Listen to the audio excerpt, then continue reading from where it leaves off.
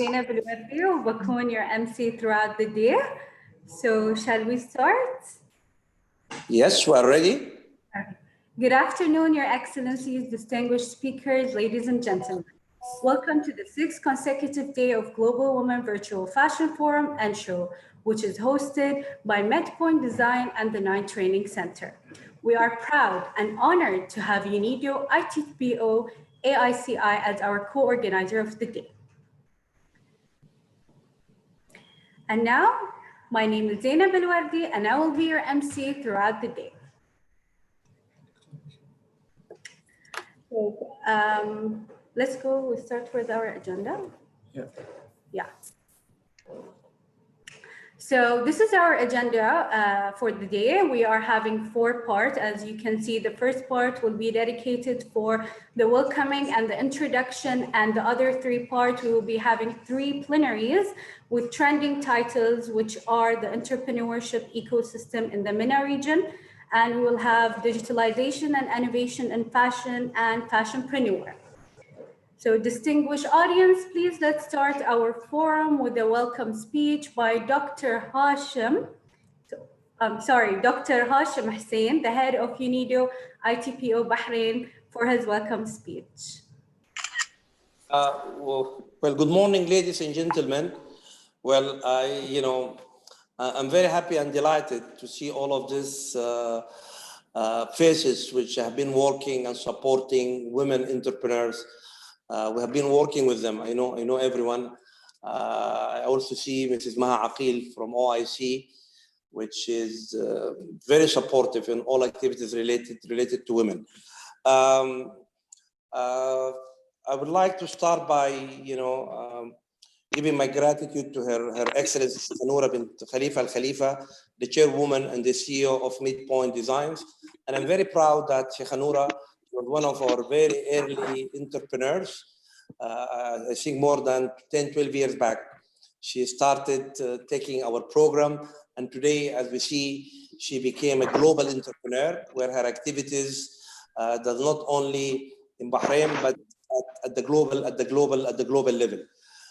This is a success by itself for women entrepreneurs, worldwide. It gives me a great pleasure to be present with you virtually today at the Global Women Virtual Fashion Forum and Show, a platform focusing on women empowerment and development. It is our UNIDO vision that women and men are equally lead, participate, and benefit from inclusive and sustainable industrial development. UNIDO fully recognizes that gender equality and the empowerment of women lies at the heart of its mandate. Our organization is committed to addressing gender inequalities in industry and to harnessing women's full potential as leaders and economic agents of change, thereby transforming economies and generating inclusive growth. We have witnessed firsthand that enhancing the role of women and promoting female investors and entrepreneurs contributes greatly to gender equality and further promote inclusive and sustainable industrialization, and directly contribute to the 2030 Agenda for Sustainable Development goals. The UNIDO Investment Technology Promotion Office in Bahrain and the Arab International Center for Entrepreneurship and Investment has been an advocate and a champion of this indispensable role of women in the economy for over the last 20 years. It gives me a great privilege to welcome you and support this forum as it brings together valuable women influencers and champions, entrepreneurs, and innovation in the area of fashion designers, expert international speakers, policymakers, and corporate leaders for the purpose of supporting women and their valuable contribution to society and economies. I'm very pleased again to see that today areas of discussions will be at the core of entrepreneurship ecosystem in the MENA region and the digitalization and innovation, which put us in the forefront of the fourth industrial revolution. These are key areas of importance that are at the heart of today's challenges and will pave the way ahead to our future. I would like just to say that over the last 20 years, our program, or the Bahrain model, have support economic empowerment of women worldwide, working with financial, non-financial institutions, stakeholders. We have a lot of success stories and achievements which have been very apparent over the years. According to the UN South-South Cooperation Office, which is based in New York, our program in Sudan with the Family Bank, which is the largest microfinance bank in the MENA region and the African sub-Saharan countries, it was one of the 5 successful programs for SDG 5, which is gender equality, in the report of 2018. 269,000 beneficiaries, 36% were women. The model was how to enhance women to move or to migrate from micro to small businesses through the Bahrain model of financial and non-financial services. In 1996, in 2016, during the 50th anniversary of UNIDO, of its establishment, UNIDO celebrated 20 years of achievements of the UNIDO Investment Technology Promotion Office in the Kingdom of Bahrain. And in this celebration, there was an exhibition for women, Reem Siam was one of them, from 20 countries, from China, from Sierra Leone, from Kenya, from Sudan, from Lebanon, from Saudi Arabia, from Kuwait, from Egypt, and others, of course, also from Bahrain, where in that exhibition, those women have shown how the IDIB, or the Bahrain model, have contributed to development of their businesses and how they contributed to their families, to the communities, and economies as large. Today,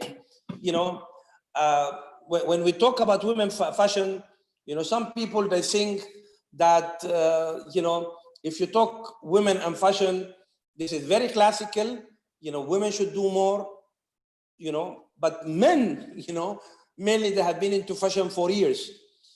When today women are taking their place also on equal steps, some people, they think that this is a very classical businesses for women, No, we are not talking about just simple businesses. No, we're talking about innovation. We're talking about digitalization. We're talking about talent, women working in design and women bringing fashion, Fashion, it is not only clothing. Fashion, it is in furniture. Fashion is in equipments, when it comes to design and branding. So, over the last 4 or 5 weeks, we have been working with Medpoint. As you know, this event is going for 8 days. It started a few days back, and it will continue every day. There is events, there is fashion show, and so on. From our side, as the Arab International Center for Entrepreneurship, we have been working with partners. This is why you will see that we have speakers today from different parts of the world, not only from the MENA region, because also we want to exchange best practices and experiences. And here, for example, you're going to see Jalila Arab. I think she's going to be also in one of the panels. Jalila Arab is also one of our entrepreneurs. She's from the Kingdom of Morocco, but she lives in Bahrain, and she has one of the first fashion incubators in the whole MENA region. And she has this program called Fashionology. It is bringing 3D printing for design on fashion and also printing on fabrics. She will be talking to you about that. We have a group from UNIDO headquarters from Armenia through UNIDO program of branding and creative industries. And also I think Kazakhstan, they will also be speaking on their experience on UNIDO at large, what they have been doing, but for this creative industries, but we have been looking for women into that setup. So this gathering of today, we will take it ahead. We would like to have recommendations, which we will share it with you. And then, as I have said, we have just been contacted by the Russian Women Association, which are part of the OPORA. OPORA is like the economic forum, which is headed by President Putin. We had 3 years back, we had a program for them how to boost investment between Arab and women entrepreneurs. Now they're moving into creative industries for women. And this is going to take place in November, which we will share with you how it will work, either to be there, if we will manage to, inshallah, if we will manage to face this COVID-19, but we're not very sure, but we will see. If not, we'll do it online. I would like to thank again the organizers for this excellent work and achievements, and we will continue with you. And today is Friday, but alhamdulillah, inshallah, Jum'ah Mubarakah, and we will have very good day of discussions, which then I will share it with my colleagues and my friends in Vienna in the area of creative industries and branding. Thank you all, and let us start the day. Thank you, Your Excellency, for this amazing speech, and it's our pleasure to have you part of this forum. And now let's move to the second welcome speech by our wonderful chairwoman, mentor, and CEO of Medpoint, Sheikha Noura bint Khalifa Al Khalifa. حياك الله شيختنا. Hello everyone. Thank you so much, Dr. Hashim. I would like to have my sincere thanks to UNIDO for being part of this event. It is a great support. I am being part of UNIDO since when I was a startup, and Dr. Hashim have a great support even through our old events. And this is where I came from, that I want people in Bahrain, entrepreneurs in Bahrain, to know what is UNIDO can give them and how they can guide them through their journey. So I would like to thank all the organizers, Mr. Afif and Dr. Hashim, for all their supports to support us during this event. And I wish everyone all the success. And thanks to all the speakers who join us today. And I know it is Friday, but since it is an international event, we want this 8 days to be continuously. So thank you so much. And I wish a successful panels for all the panelists. And thanks to all the people who join us today. Thank you so much. Thank you, Sheikha Noura, for this wonderful speech, and it was really inspiring. Actually, we really appreciate your effort for organizing this wonderful event. And now let's introduce Mr. Hussein Janahi, who will speak on behalf of His Excellency Mr. Stefano, the United Nations Resident Coordinator in Bahrain. Hello, Mr. Hussein. Mr. Hussein, I think, yeah. Yes. Now I'm muted, sorry. Okay. Hello, ladies and gentlemen. Good morning and good evening, people from around the world with Connect. My name is Hussein Janahi, and I'm from the United Nations Resident Coordinator Office in Bahrain. I would like to thank the organizer, Sheikha Noura, Dr. Hashim, and UNIDO for this opportunity to be with you today. Today is a special day, of course, as Dr. Hashim mentioned. We should be discussing women's participation in the business sector and the achievements in the fields of business and entrepreneurship and innovation. Also, as Dr. Hashim mentioned, there are also challenges that are still present that we need to be addressed. Besides this day being special, that this year is also special, where the United Nations marks its 75th anniversary at the time of great disruption and by the COVID-19, which laid severe economic and social impacts on the societies. In January this year, the Secretary General, Mr. Antonio Guterres, started what we call the largest conversation in the United Nations under the name of UN 75. Across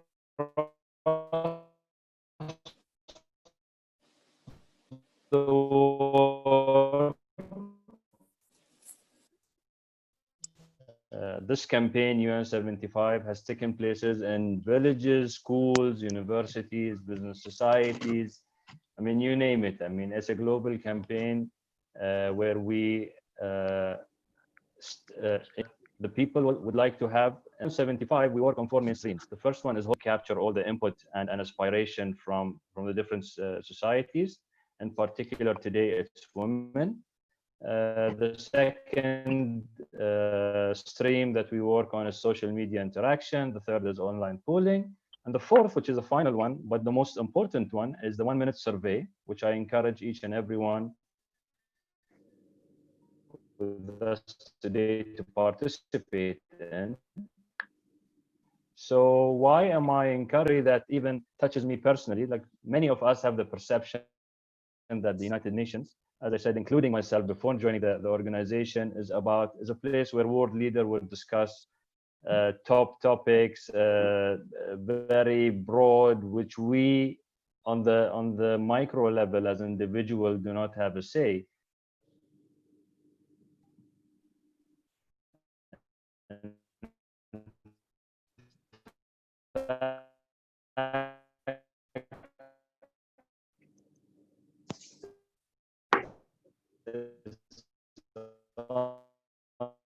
On the contrary, where the UN with the organization is the place of people like us, and then any first encounter was also with the UNIDO years ago, and where I found that the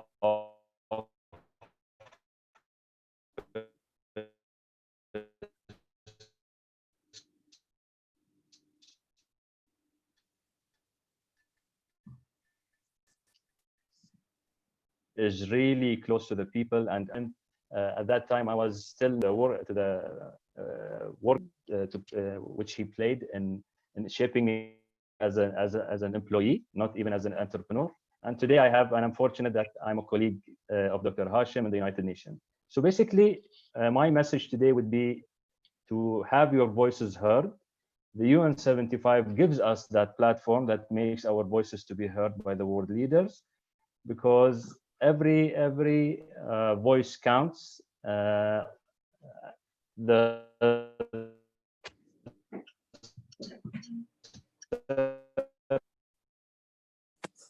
is online, and all of us can enter to the world leaders in the General Assembly. To be precise, the survey is found at www.un75.online, or you can just Google it. It will be at the first results. So with that, I won't be taking more of your time, and I would like to thank again the organizers for giving me the opportunity to introduce the campaign, Our Voice, which we would like to call it. And I would like to wish you all a great discussion.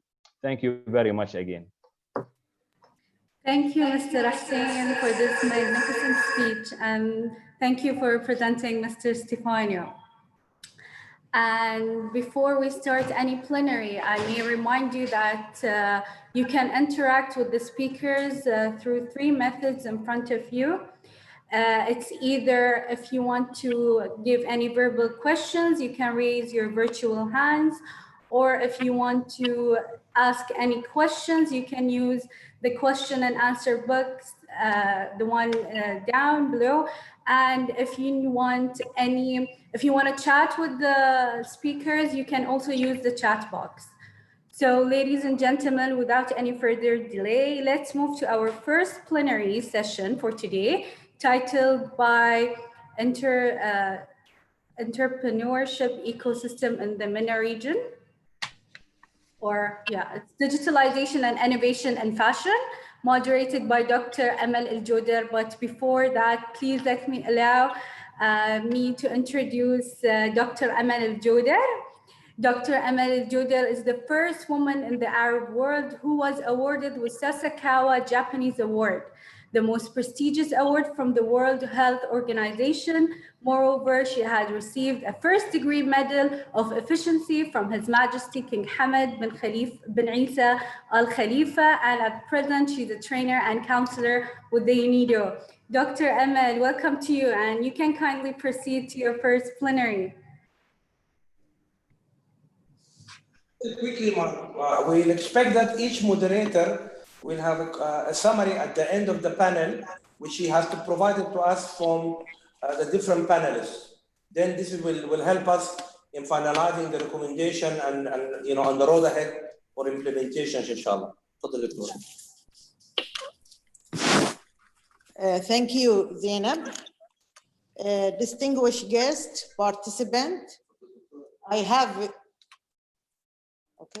have a great pleasure to welcome you all on the behalf of Investment and Promotion Technology Office in Bahrain, wishing you a successful and enjoyable meeting. Our session will focus on entrepreneurship ecosystem in the MENA region. We have 4 professional women in business field from our region. Before we start, I would like to insist to inform participants if who would like to ask a question virtually to raise the hand icon, or if they like to have a written question to write it in a question and answer box.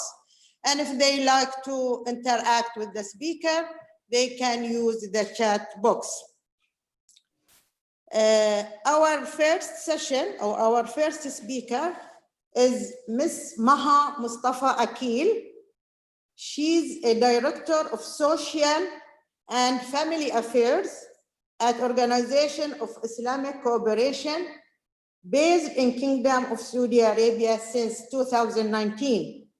She's in charge of all issues related to women, youth, children, elderly, and even people with special needs. She was before Director of Public Information and Communication Department, where she was the first woman to hold a leadership position in OIC. She will present the role of OIC in empowering women. Ms. Maha, the floor is yours, or the microphone is with you. So please proceed. Bismillah ar-Rahman ar-Rahim. Thank you very much, Dr. Amal. It is really a pleasure to be with you today in this interesting and exciting virtual forum. And allow me first to congratulate Her Excellency Sheikh Noura Al Khalifa for initiating this forum, and the organizers for its outstanding success, especially during these exceptional circumstances. And I would also like to thank her and Dr. Hashim Hussein for inviting me to participate in this session with this distinguished panel of speakers. Let me start first by talking about the Organization of Islamic Cooperation, which is the second largest intergovernmental organization after the United Nations, with 57 member states across 4 continents. It has made women empowerment in all fields one of its top priorities, as indicated in its OIC 25 program of action. In 2006, it launched the Ministerial Level Conference on Women, held every 2 years, with the 8th session expected to be hosted by Egypt, hopefully end of this year. Within that framework, the OIC has conducted many activities and programs for women. In fact, in 2008, the member states adopted the OIC Plan of Action for the Advancement of Women, and it revised it in 2016 to align it with the SDGs. The plan identified as its objectives improving the status and conditions of women in various fields, including economic empowerment. Among the key areas of women economic empowerment is entrepreneurship. Female entrepreneurship has positive impacts on social and economic development for a country. Yet, even as entrepreneurship is on the rise in many developing countries, including OIC countries, the entrepreneurial environment is not very favorable for women, which leads to a gender gap.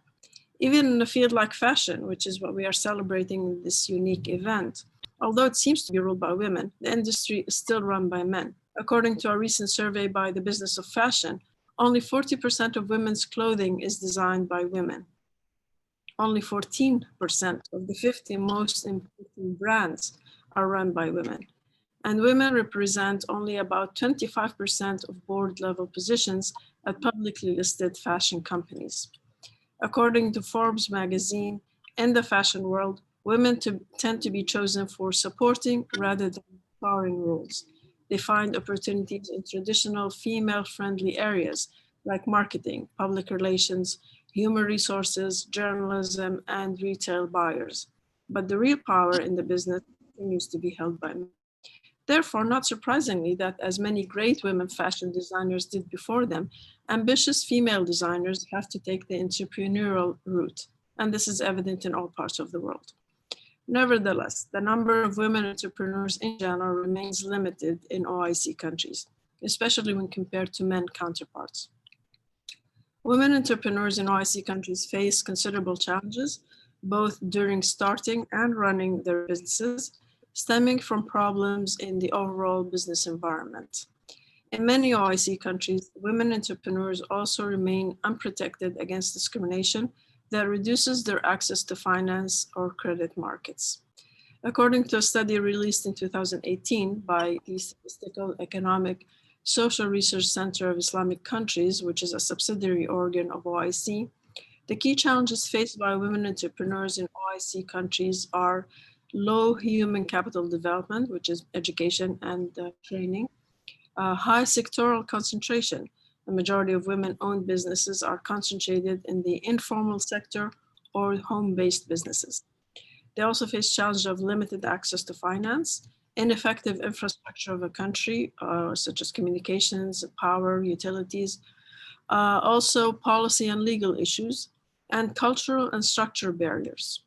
Additionally, the procedures, time, and costs required for women to start a business are higher than their male counterparts in OIC countries. In terms of policy framework, there's a lack of concerted efforts to enhance women entrepreneurship at both national and intra-OIC levels. However, some countries have taken considerable steps to change that.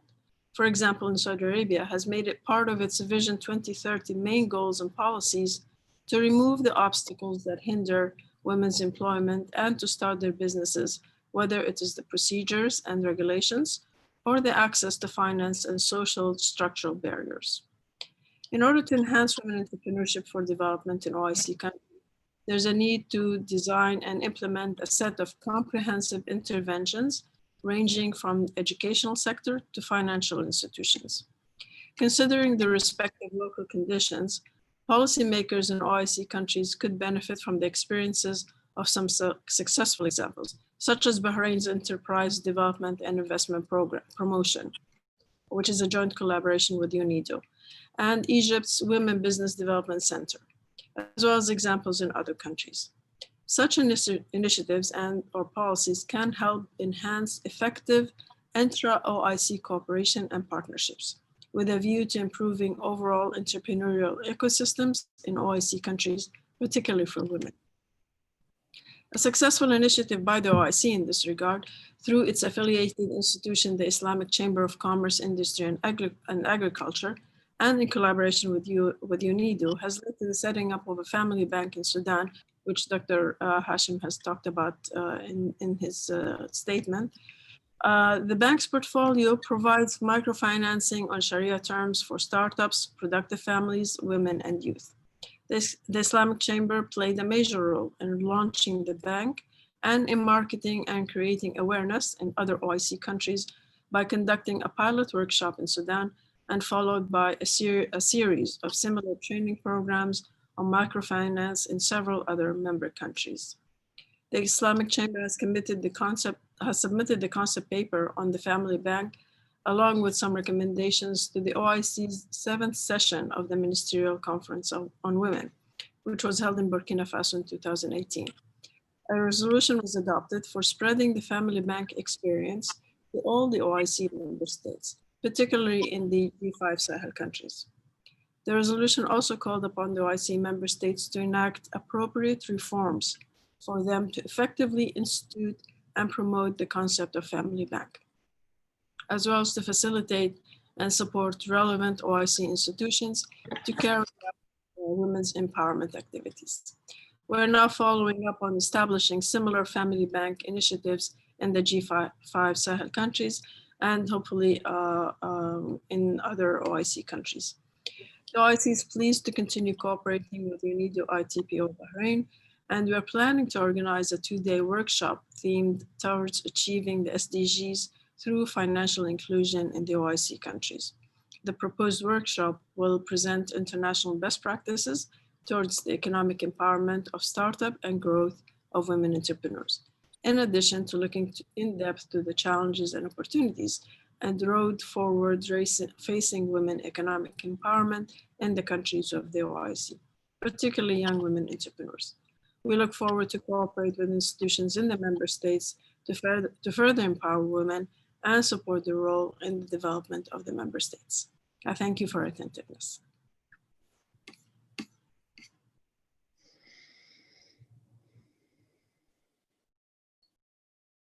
Thank you, Ms. Maha, for your informative speech.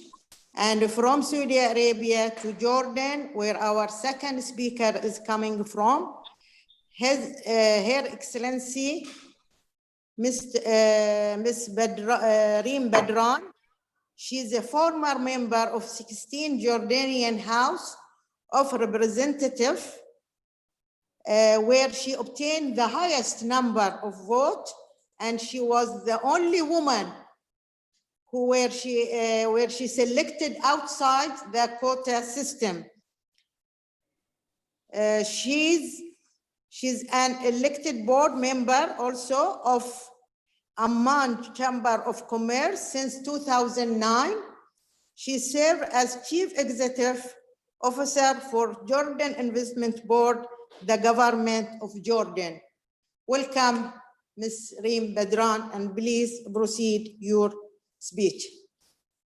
Thank you. Thank you so much, Dr. Amal. I would like also to thank Sheikh Noor Al Khalifa for her excellent put of this kind of discussion group to see how we can really do better in terms of excelling women, have them in the workforce, especially with the COVID-19 challenges that we have.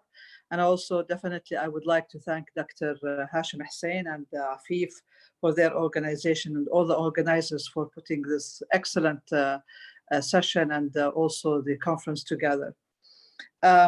I would like a little bit maybe to focus now according to the subject on the COVID and how did that affect Jordan and women in particular.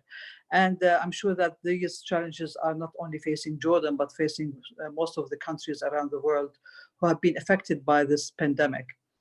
In Jordan in particular, we have seen the effect, especially at the very beginning, where people did not really know how to manage, how to do things concerning the health part and how the effect would that be on the economic part as well. So the government decided to take severe and very drastic kind of measures to make sure that this COVID-19 does not spread around. So in terms of the health-wise, I think Jordan did an excellent job. And now in Jordan, we have only 1,206 confirmed cases, recovered almost more than 1,010 deaths.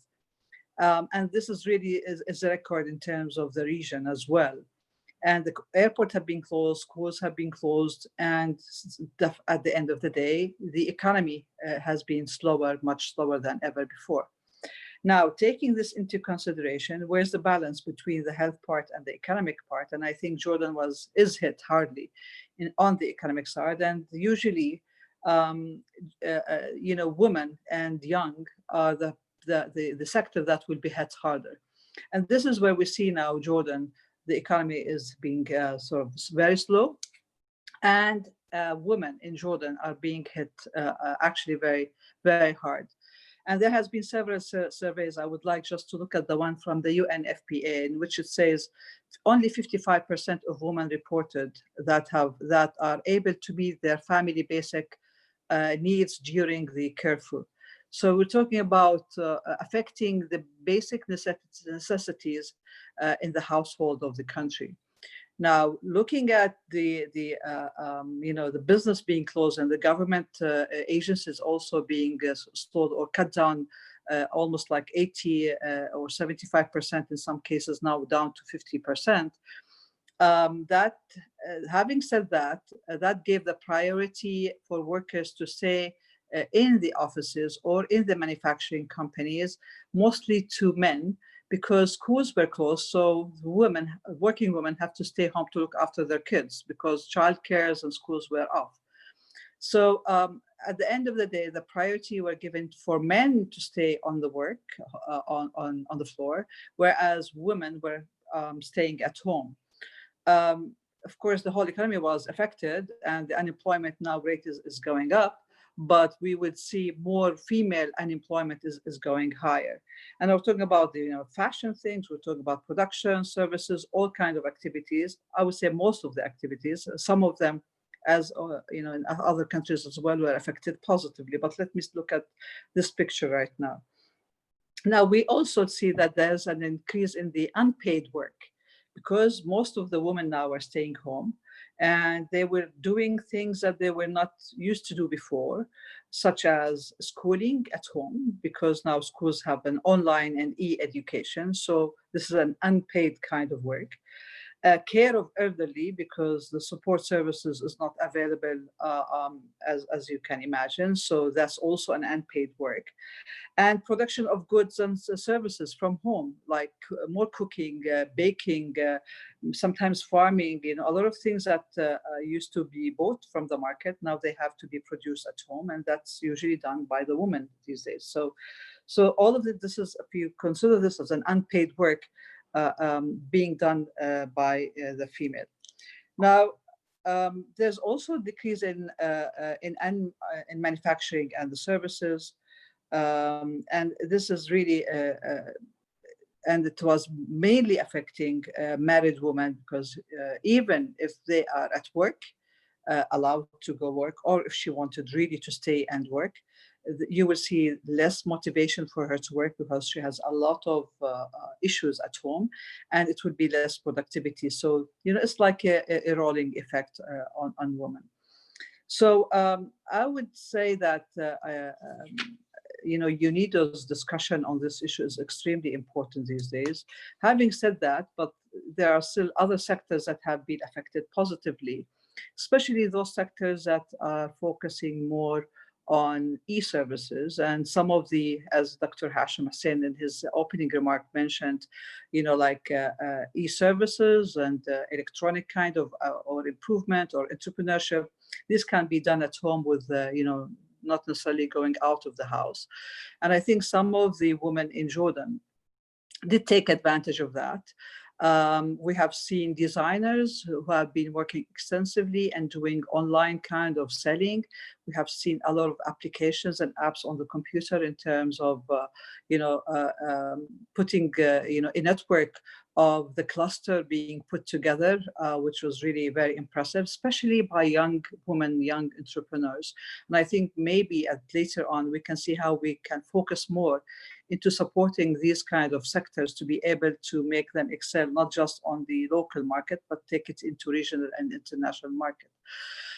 So with this COVID-19, I think Jordan and the rest of the world will change the way it has been doing its business and focusing more into applications and kind of services. Logistics is becoming one of the most important aspects. And I think in developing fashion and design, this could leave more room to female and young entrepreneurs and women to be able to develop their skills and being able to spread their products and their entrepreneurship spirits outside of their home and outside of their small offices. Having said that, we know that with the COVID, a lot of the impact has affected, tremendously the small and medium businesses, and we can say that most of this is really a woman-owned kind of business. So, and I think that we have to think outside of the box from now on to see how we can change the way of mind of thinking. If you just go classical, I think we will go nowhere. We have to be more creative and entrepreneur in our way of thinking to see how we can focus on the issues that COVID-19 have stressed on, like online education, now fashion being sold more online, clusters in the fashion design and the selling and the in the region. delivery, production of that, and the schooling and the mentoring. And I'm sure that with issues like now Zoom, what we're doing, this can be done much easier. And one of the challenges that we usually see facing more women is cost in terms of traveling, in terms of training. And I think with this kind of now forced kind of services that we have like Zoom and others, we can benefit more of these services, which is more accessible these days than ever before. So I think that other issues like household permission works, which we have introduced here in Jordan a while ago, is becoming more important. The tarkhis min al-amal al-manzili, it's an official kind of way of doing the business. You can take a permit to work from home. You're officially registered at the company control at the municipality as well. And that's your part of the official economy rather being part on the side economy. And you don't get really support of international organizations such as maybe UNIDO or OECD and others. So, and I think that with what we have today internationally, it's a disadvantage, of course, in terms of health is a big challenge, but we can look at it in a positive way as well to see how we can build on the new issues that have been presented to us mostly as women. And I think one of them definitely is the e-kind of services, the shift from the classical mode into the more entrepreneurship and be creative in the way of thinking. And I think women internationally and in the region as well are capable of taking advantage of this kind of change, which will affect us in the region and internationally. And I thank you all for listening. And I also, again, thank UNIDO for their excellent kind of put together of this conference. Thank you.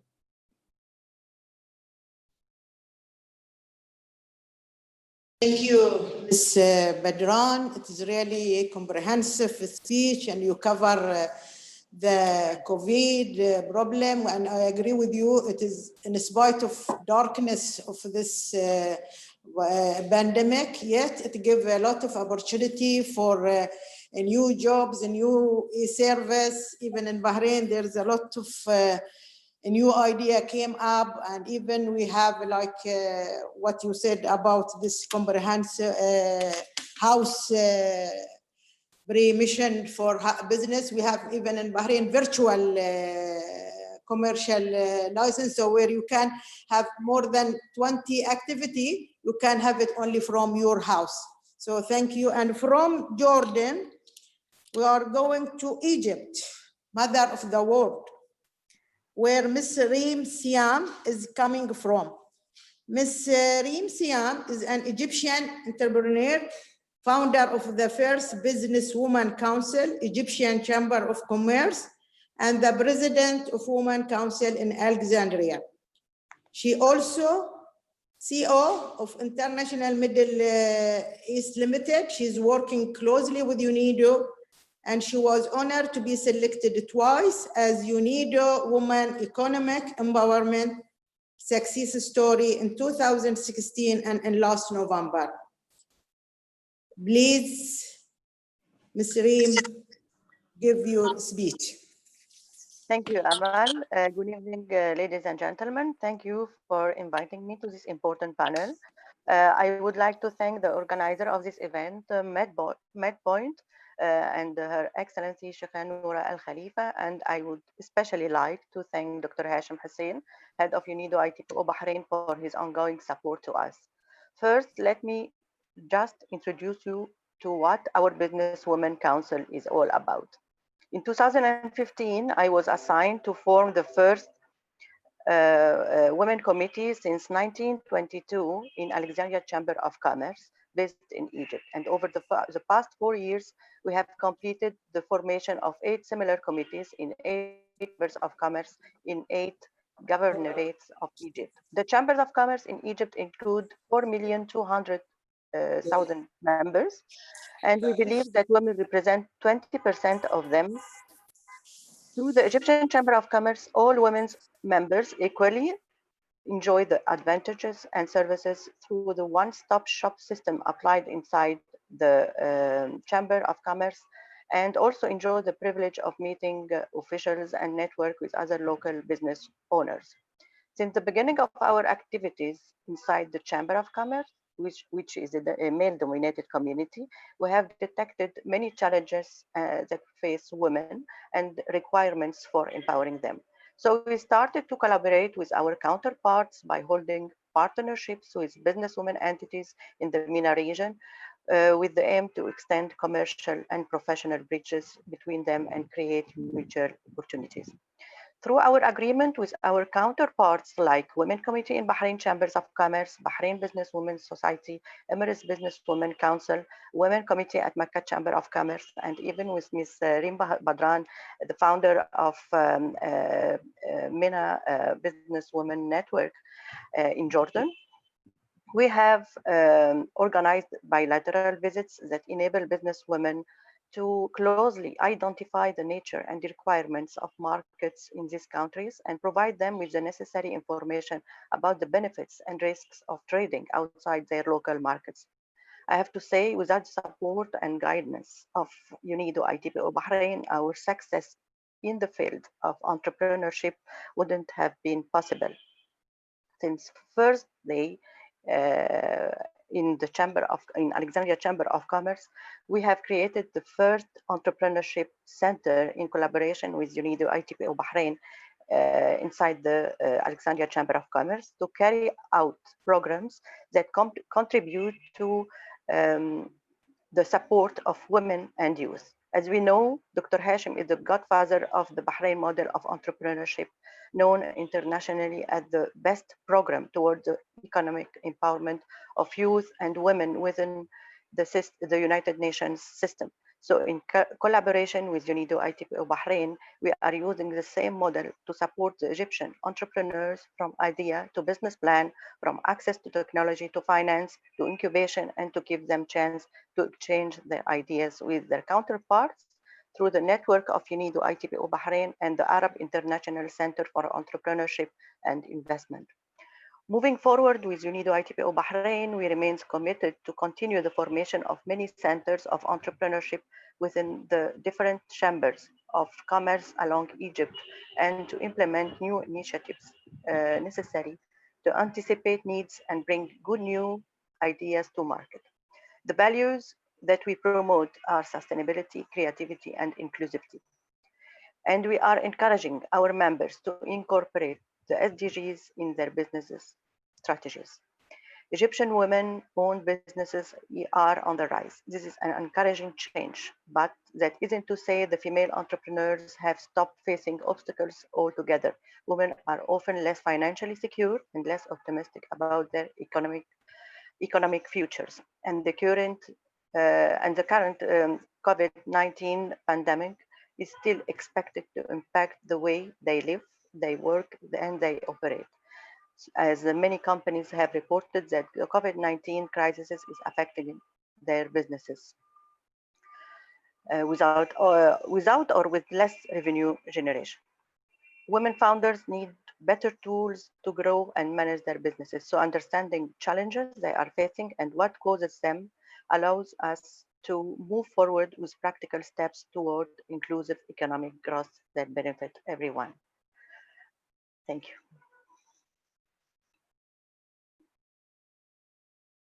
Thank you, Ms. Reem, for your speech.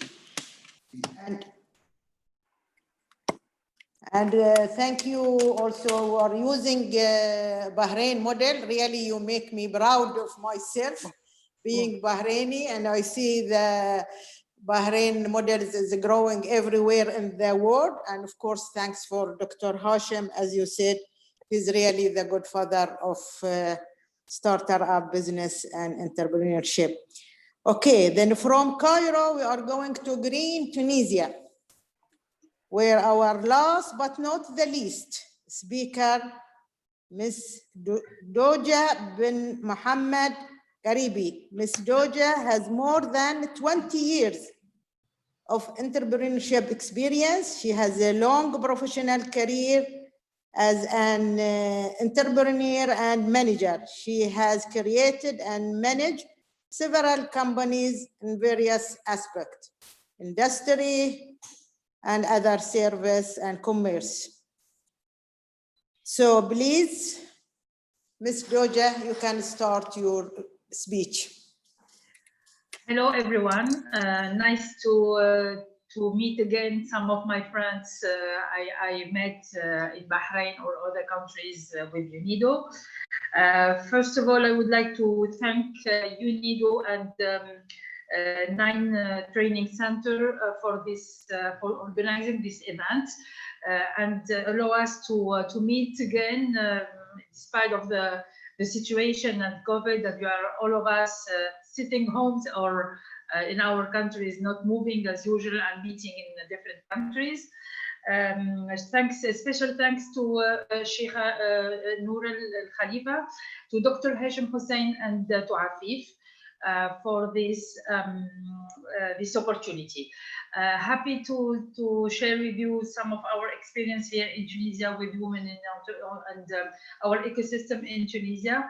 And of course, I will talk about the challenging phase we are facing today with COVID-19 and what is happening and what is positive in this situation, because I'm convinced that we can take advantage in some crisis situations, and here we are doing so, I think, in my country and all over the world. So as you know, here in the ecosystem, entrepreneurial ecosystem is very active. I'm involved in many organizations, and I'm founder of an employer organization in Tunisia, and we are working hard to enhance and to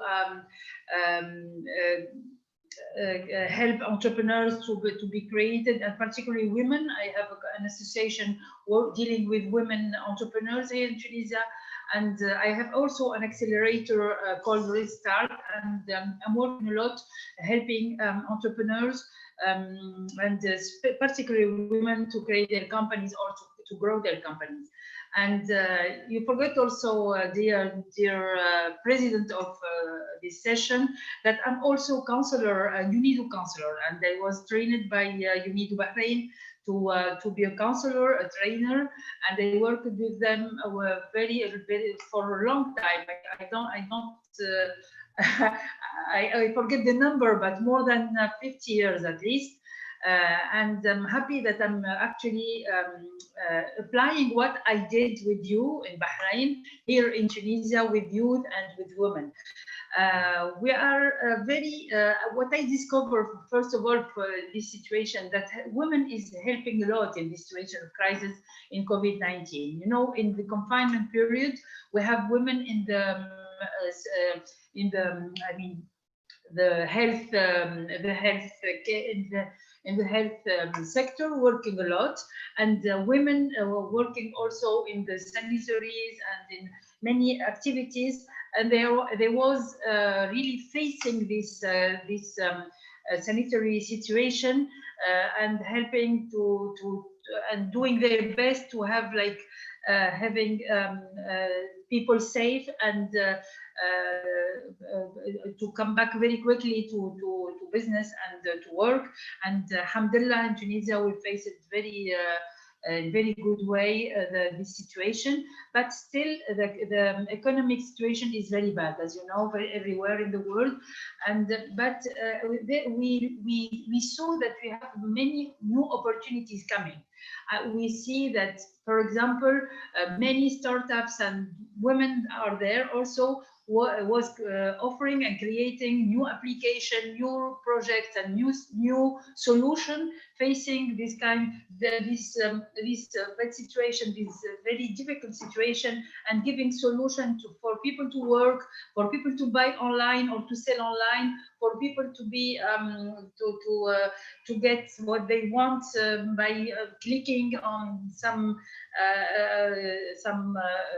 e-commerce or any e-business opportunity. So and we see also that even in the sectors where they are already facing some difficult situation, like handicraft or many sectors where women are working, we find new solutions. So they are now buying online, they are now dealing online. It's not easy.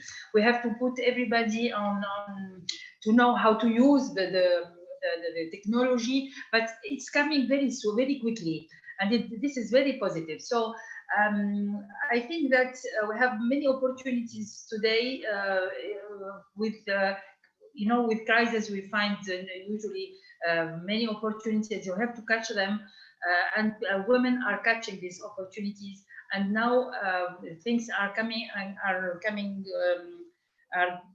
going better, and the role of women in Tunis is very important.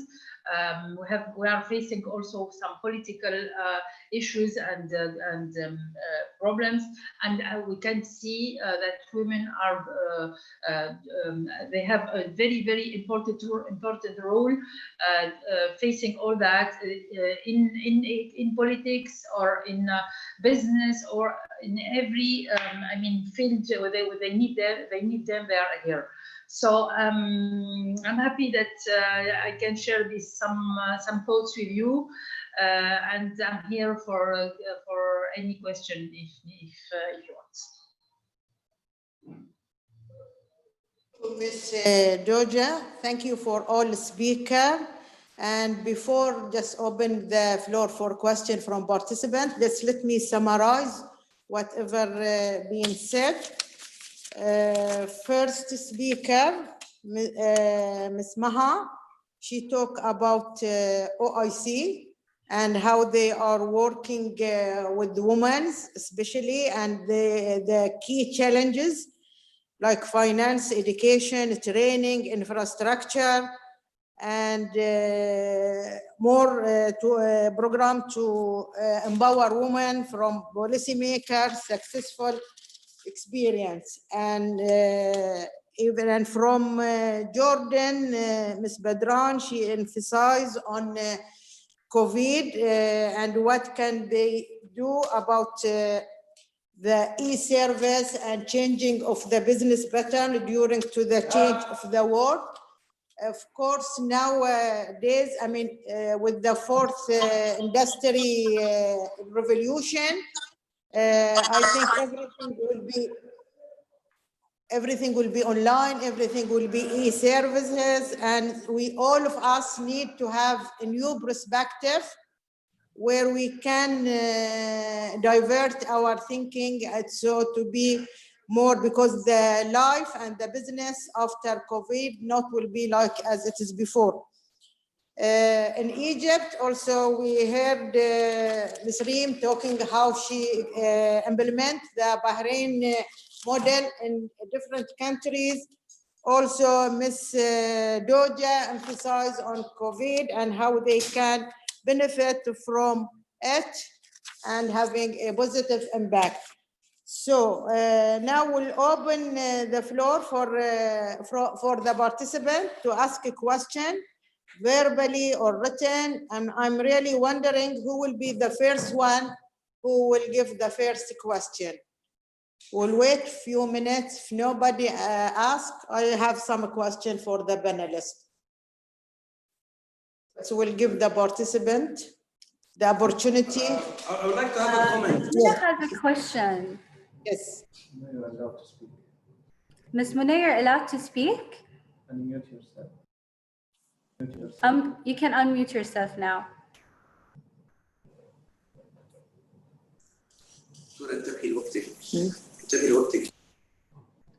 Ms. Muna. Hello. Yes. Hello. Hi. Good afternoon. Can you all hear me?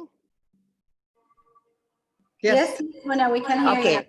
All right. Good afternoon, everyone. I think first of all, I just want to congratulate Medpoint for having such an illustrious, the panel that you have got for us, ranging from Jordan to Egypt to Bahrain to Tunisia. So thank you very much. And what UNIDO is doing in this region is something again that has been highlighted very well. So thank you, Dr. Husham, for making sure that all these things are happening.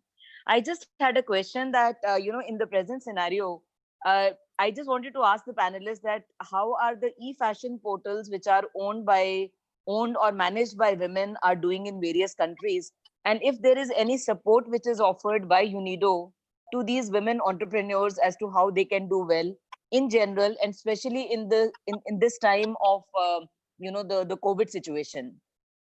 So I just wanted to ask that what is happening in that area. Since I'm a fashion person, I would like to know that specifically if some kind of things are happening for the fashion area. Thank you very much. Shukran. Well, I'm not a panelist, but I'm presenting UNIDO. Sure. Even with the Royal College for Women, some time back, we have worked with them also in cooperation with the Supreme Council for Women to support women into fashion. But now we are focusing more into fashion and innovation, which is, as I have said, if you look into the fashion business globally, especially the international brands, historically it was dominated by men, but now we can see more and more women coming. But you name it, Christian Dior, Lanvin, Gucci, which I don't know. Also in this domain, the men were competing with women, and actually on top of that.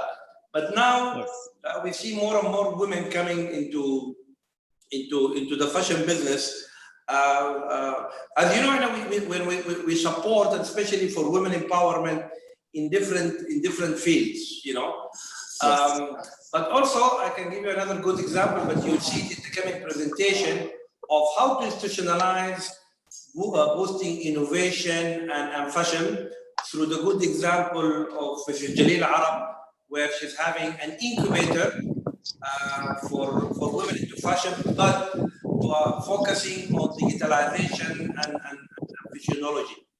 In UNIDO, we support male and female women in any kind of businesses, from tourism to IT to processing of agro businesses, handicrafts, and so on. But I believe the fashion business, especially for women, if we give it more attention, we can have a lot of talented women in creative industries when it comes to fashion. And when I said fashion, by the way, we're not only talking clothing.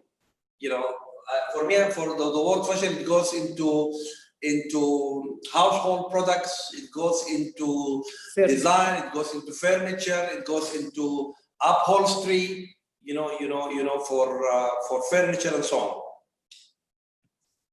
Even health, I think it has fashion. Well,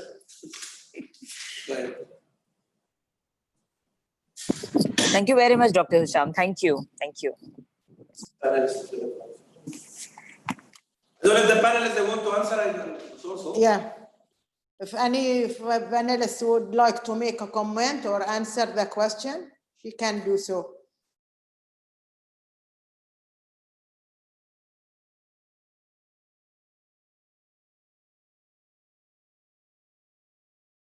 Any more question or comment? That was a question or the best? Okay, then we can say that this is the end of our session, and hopefully you get benefit and you enjoy the session. I would like just to comment on the panelists. As you see, it is a mix between women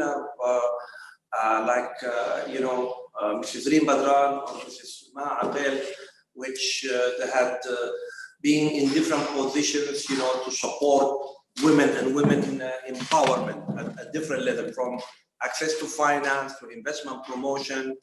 And I know also Mrs. Reem, she has been very active in developing this Women in Business Network for the MENA region, how to bring women together to work in business, either existing or new businesses. And then from the other end, also we have two good examples of women entrepreneurs like Duja Garbi or Sim Riam, or Reem Siam, which the entrepreneurs, they were very successful in their businesses, but they have been doing a lot of support for, I know Duja, not only for female, but she has been a pillar in the support of SMEs in Tunisia and in the Maghreb in the Maghreb countries, as well as Reem Siam. She has, the Egyptian Chambers of Commerce. Egyptian Chambers of Commerce, I think it dates back, I don't know, to 19 something, early 19 something. And there was no program, there was no institutionalization of any support program for women. She managed to lobby and she managed to go through and to develop this council for women in the Egyptian chambers. And she's heading now the first women council within the chambers at Alexandria. I think this is what will bring us to inspire more women when we come to the area or to the domain of fashion and innovation. So I would like to thank this excellent panelists for their interventions, for their layout, and we will come back and we'll rely back on them when we finalize the report and when we look into the implementation to give us their insights, especially from Mrs. Maha Aqil, which is in a very important position within the OIC, Organization of Islamic Cooperation, where there is a lot that we can work and we'll work together in supporting women through access to finance, through financial, and even the bigger domain of non-financial support services. Thank you. Thank you. I think we have to move for the second panel. Thank you, Your Excellency, Mr. Hashim, for your interaction, and many thanks for our distinguished speakers, Ms. Maha Mustafa, Ms. Reem Bedran, Ms. Reem Siam, and Ms. Doja Gharbi, and our beautiful moderator, Dr. Amal Al-Joder. And now let's move to our next plenary, which is titled by Digitalization and Innovation in Fashion, which is moderated by Ms. Doja Gharbi. But allow me first to give you a short bio of Ms. Doja.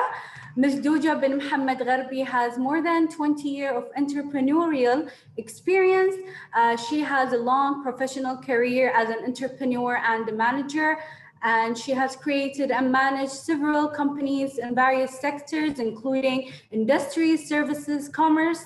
She also has been an expert on entrepreneurship, a counselor, and a mentor for more than 10 years. She's lately has been a co-founder and CEO of the accelerator Red Star Tunisia, and she is also active in several voluntary initiatives, associations, forums, and committees as chair, vice president, and founding member. And now, Ms. Doja, welcome to you, and you can kindly proceed to your next plenary.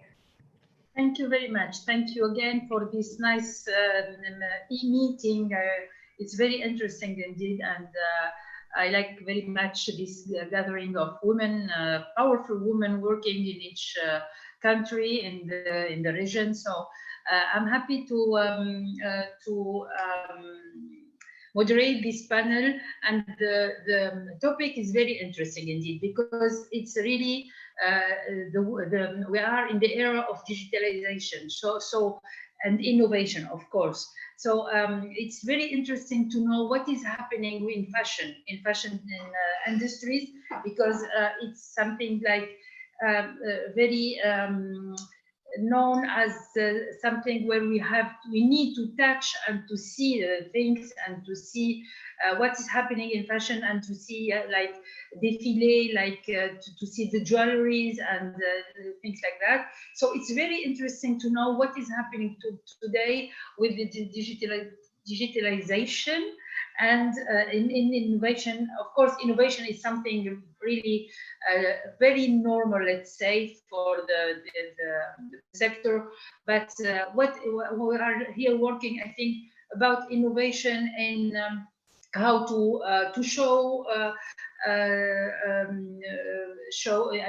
fashion shows, or innovation in how to sell, and I mean really innovation very linked to digitalization.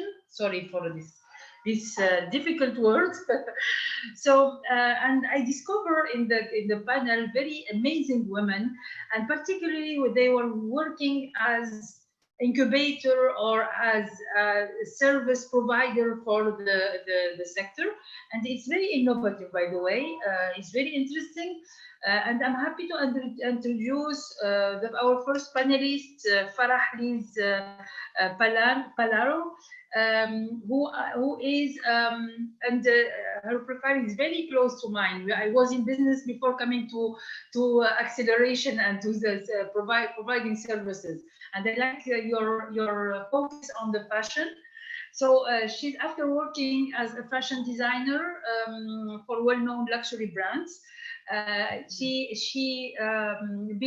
started consultancy on 2009 as a trend researcher, collector manager, and lecturer. So she's almost 20-year professional path in the fashion industry and had the opportunity to work with top international brands, schools, and institutions. I'm very keen to hear from you, Farah. So please, you have the floor.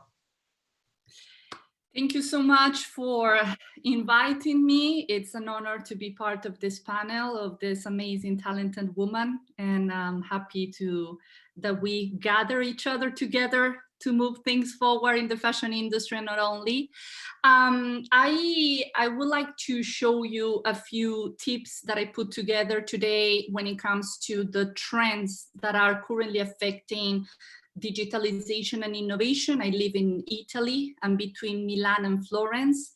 So we're pretty much overviewing what is happening with fashion companies, fashion luxury companies, and how they're implementing technology and digitalization. And we all know that in this coronavirus situation that, as you know, Italy, we were like the second country hit by this pandemic very bad. And it was through digitalization and innovation that companies are surviving this whole new thing that we're living. So I'm going to try to be as short as possible. Let me see if I can pass. Well, this is, of course, I don't know if someone is helping me with the slides from the other side of the screen, because I can see it, but I cannot move it. Let me see.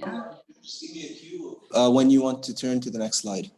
Yeah, go to the you can pass the other slide, please. The following, because that is the kindly the colleague already introduced me, so I don't have to introduce myself again.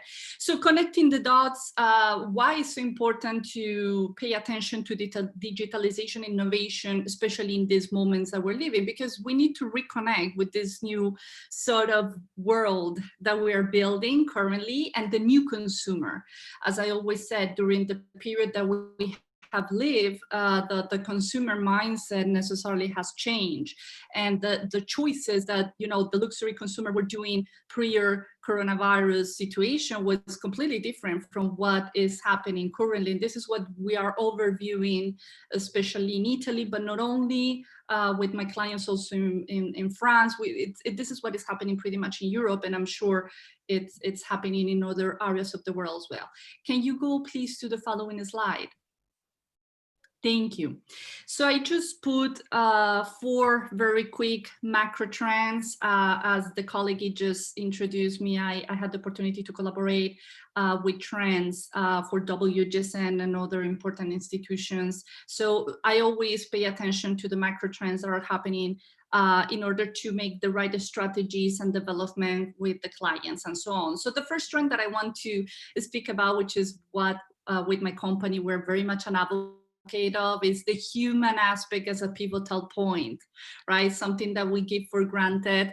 As I always said, companies are made by people, not robot yet. And the fashion industry at the end is a group of people creating products and services for other group of people. And we often forget that when it comes to empathy, and the consumer behavior, empathy is a key component. So it's not anymore business to business or business to consumer, it's human to human, right? So when it comes to innovation, going back to understand what the consumer needs are so crucial in order to understand the consumer wants, because during all these periods that we're facing, when it comes to the consumer in the fashion industry, that consumer is going back to the needs because of economical issues that we're facing and everything else that so far we discussed before we face. So how we manage to understand our consumer needs in order to create products and services they want is to sharing values and purpose. And another aspect that is so important is to simplify the processes. I think one of the key aspects of innovation and digitalization can definitely help companies in this nowadays is simplifying processes. Fashion industry has created very complicated scenarios inside their supply chain processes. And now I think that the new timings are requesting us to simplify all that. Can I kindly go to the next slide, please? Thank you. So this drives us to the startup thinking. This is what is happening with a lot of big brands here in Europe. They are trying to implement their startup thinking, right? What is the startup thinking? I mean, you need to be a visionary, you need to be dynamic, eclectic, and implement changes very fast. And this is a trend that already, I think a couple of years ago, Business of Fashion pointed in the report with McKinsey. And I said, it's so important nowadays. I have many of my clients are trying to implement that startup thinking. So it's so important that we evolve as an industry together with the world, how it's evolving. And you know, we know because of the situation that globalization is changing, right? And the way we're connecting with each other around the world is changing. So to be very dynamic and to be very fast in implement these new changes is going to be key in order to have business success when it comes to the fashion industry in these challenging times. Next slide, please. Can I go to, yes, thank you. Virtual experience economy. This is something very, very interesting that is happening also, and I think is very interesting linked to the digitalization of the processes and innovation. We know the importance of experience, right? And we know that, for example, if we pay attention to social media, when it comes to the economy, the digital economy in social media was very much present. But now there is some other areas that fashion industry is analyzing and observing. We see more and more brands implementing lifestyle services and products instead of just fashion itself. Companies, of course, every company you speak with here in Italy, especially every luxury brand, they're reviewing the merchandising plan very much. And they're very much paying focus on how, you know, the experience versus the consumer, which is not something new, it's something that was very much linked to luxury, but how to implement it in virtual experience is something very, very interesting. And allow me to give you a very simple example that has nothing to do with the fashion industry, but I live in Florence, like I was saying, Florence and Milan, and we have amazing museums, right? We have the Uffizi Museum, which we have, you know, amazing art. So when the lockdown was here, the museums organized themselves to create virtual tours to the customer. So they implement technologies in order to make that possible. And fashion industry is observing how other industries are implementing this virtual experience economy and how it's possible to make it. Dolce & Gabbana is adding a sort of app and e-commerce to the experience of the consumer for the couture lines, which is, again, going back to the startup mindset, is pretty much trial and error. We all know that. So this is what is happening. Following the slide, please. Can we go to the, yes, thank you. This one, I like it very much. I personally think it's very, very important that we all pay attention to this macro trends when it comes to, again, digitalization and of course, more innovation, which is the open source solutions. Now, the consumer is pretty much paying attention and giving the money when it comes to a very pragmatic way of speaking to brands that solve their problems in any way, right? So this macro trend is very interesting because, you know, when I read about this macro trends in Trend Watch Company a year and a half ago, I said this is the new frontier when it comes to sustainability. So how companies, how the fashion industry, institutions and brands can put together and unify forces in order to make, through digitalization and innovation, services that solve the client's problem, but in a more personal way, I would say, right? And it's very interesting. This is something that institutions like Camera della Moda, which is the one organizing the fashion weeks in Milan, are trying to do. They are currently doing now in Milan the fashion week online, digital, besides a couple of shows that are happening live, very close, very small numbers of invite. This is something they're exploring when it comes to this specific trend. So this is it. I hope I was in the time requested. Just some points to brainstorm ideas. Thank you so much, Ms. Farah, and thank you for this inspiring presentation and experience. Thank you very much. Actually, I would like to present our second speaker, Mrs. Jalila Arab. She's founder and CEO of Bahraini Incubator. She's a fashion designer, entrepreneur based in Bahrain. She worked over these 25 years. I think my second speaker is Mrs. Jalila Arab. No? So she's a founder of Bahrain Fashion Incubator, BFI, which is the first business incubator and accelerator in the MENA region that provides creative professional solutions and services to fashion startups. Mrs. Arab started several initiatives for the community, realizing the significant impact fashion has on the local economy as a driver for job creation, cultural growth, trade development, and tourism. Mrs. Jalila, you have the floor. Assalamu alaikum. You hear me? Yes. Yeah, Assalamu alaikum. First of all, I want to thank Her Excellency Sheikha Noura for this amazing forum, especially at this time. And also, I would love to thank Dr. Hashim for his support. I mean, Dr. Hashim, the support from Dr. Hashim and UNIDO, it's endless. And as I like to keep telling every time that BFI or myself even and UNIDO, it's a Catholic marriage. I love to use this word because it's realistic. I go back to UNIDO every single time with any problem and proposals, and always I can find the solution. Okay, back to our topic for today, talking about the innovation. First of all, I want to just have like a little bit introducing this, my incubator.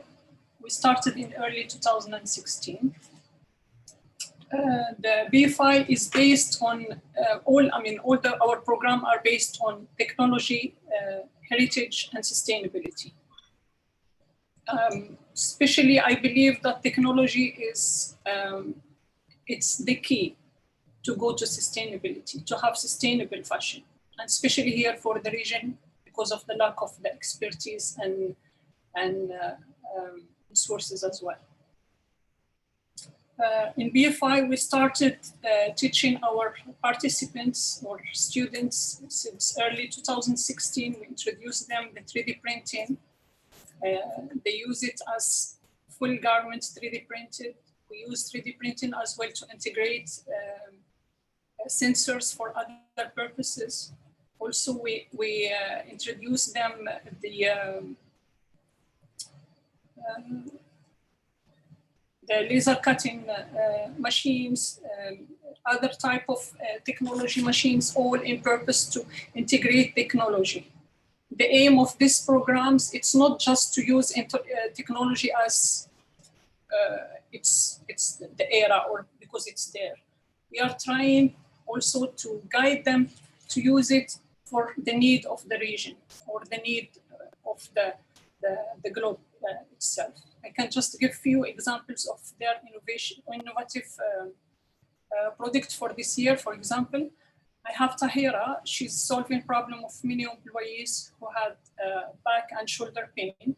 She created a formal, well-designed jacket that has embedded heating and massage system that can help for the back and shoulder. It's lightweight, it's fashionable, and you can't even notice the technology embedded in it. Tahira also, she created a built-in trackers in her collection for kids. It's built-in tracker that can be used for kids in the public space, like the kids when they get lost, it's easy to track them. You will get back through Google Map, you will get like notification if the kid is out of the safe zone.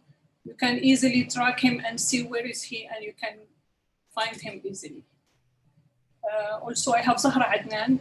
She created, actually, she used the QR, but in embroidery. Okay, embroidered QR that she used for all her garments. Through this QR, you can just scan it, and you will see the story behind her collection, the other garment and samples. You can go through her website, or it will take you to the inspiration behind the garment to historical places in Bahrain. Masuma designed a built-in headwear, like turban, like the one I'm wearing right now, but it's built with headphones. Ladies who wear turbans or wear hijab, they know how we are suffering to use either headphones or any other accessories. The headphones are fully built in, fully covered. She used 3D printing to put embed this headphones. She also created, because of COVID, and this is just new, she created the bag with built-in UV lights that it disinfect all the, we can use it to clean all the things that we have in the bag. For example, a mobile or keys or whatever. We know that we are all struggled with, especially with how clean the things we put in our bags, put it back, take it out, and every time we have to use either sanitizer or try to cover it. But the way she created, it's bedded in, it's easy to use. You just, once open, you put your mobile or whatever inside the bag. Once it's closed, it automatically works and clean the whatever you put in the bag. This is few innovations of our designers from this year. We had, of course, from last year, and we hope to have more innovative ideas. They are working very hard on this. We believe that the innovation, it's not the future, it's now. And it was always part of the fashion. I mean, fashion, it's one of the industries that use technology since ages. I mean, changing like a piece of cloth to a piece of garment, it needs technology. It needs mats, it needs machines, it needs different types of technology to have it as final fashionable piece. Now we are trying to introduce new, let's say, new techniques of looking for other elements in the nature to use it as final product or as fabric, for example. We are in the process of studying the material in the palms. Bahrain is one of the places that has a lot of palm tree and GCC oil as well. We are trying to extract the material from the palms in chance to use it as final piece of garment and leather. This is long process. We are working with it now with India, and hopefully soon with Italy. We will send it to Italy to see other possibilities of having it as final product. Of course, in a way to not harm the environment, but we are trying to use the leftover of the palm trees that they are cutting like every year, and hopefully we will get soon to it. And I hope I didn't exceed my time for the panel.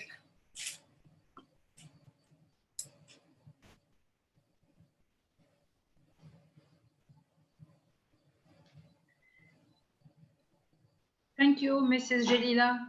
Thank you so much. Thank you so much. It was very interesting, and it's very interesting to work on the technology with the fashion. We see that they are trying to have like fashion shows with virtual bodies moving with virtual clothes, and many. I think there's many opportunities to work on technology for the fashion. Industry. Thank you very much for your presentation. I move now to Dr. Rajni Agrawal from India. She's the president of Federation of Indian Women Entrepreneurs. I was looking for the CV, and I was impressed by this serial entrepreneur coming from industrial chemical to metal to furnishing to health to leather good accessories, and then to a gallery, to art and gallery. She's actually opened an art gallery from 2006, and she was awarded. Received an Outstanding Entrepreneur of the Year award, received from the President of India, instituted by Ministry of Small Scale Industry, Government of India in 1988. And she's actually working on his company diversified and set up art gallery, jewelry and art printing and sculptures in India for export and for the domestic market. Dr. Rajni, you have the floor, please.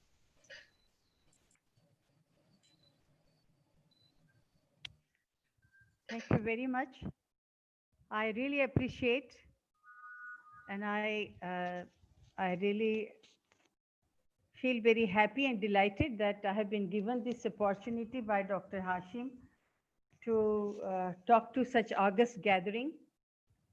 I also am very thankful to the organizers and Ms. Dauja Garbi and my previous speakers who have given very wide knowledge and experience of what they have been doing in fashion industries, and especially Ms. Jalia Arab and Ms.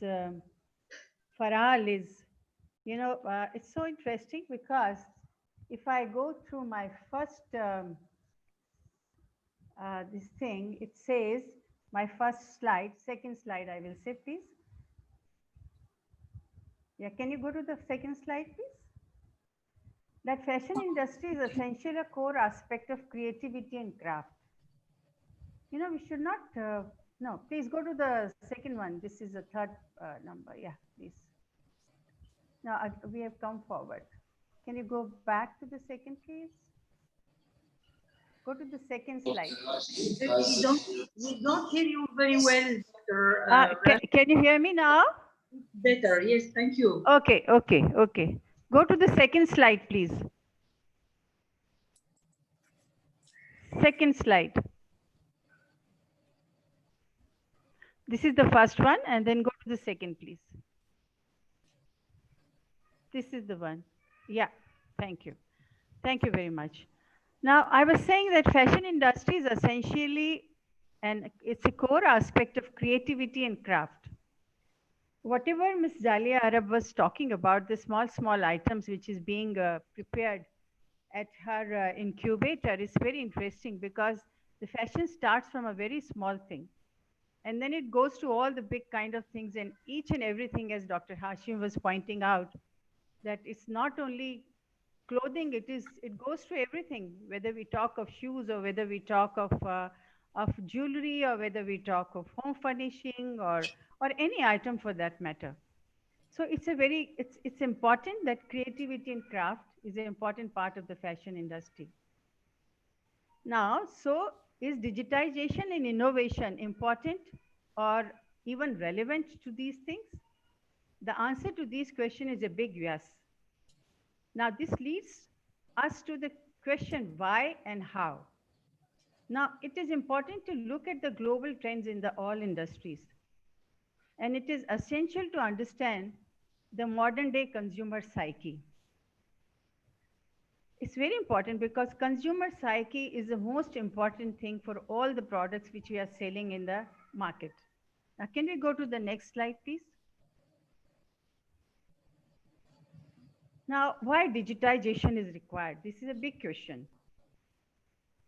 Well, adopting best technology is essential to reduce cost and improve quality.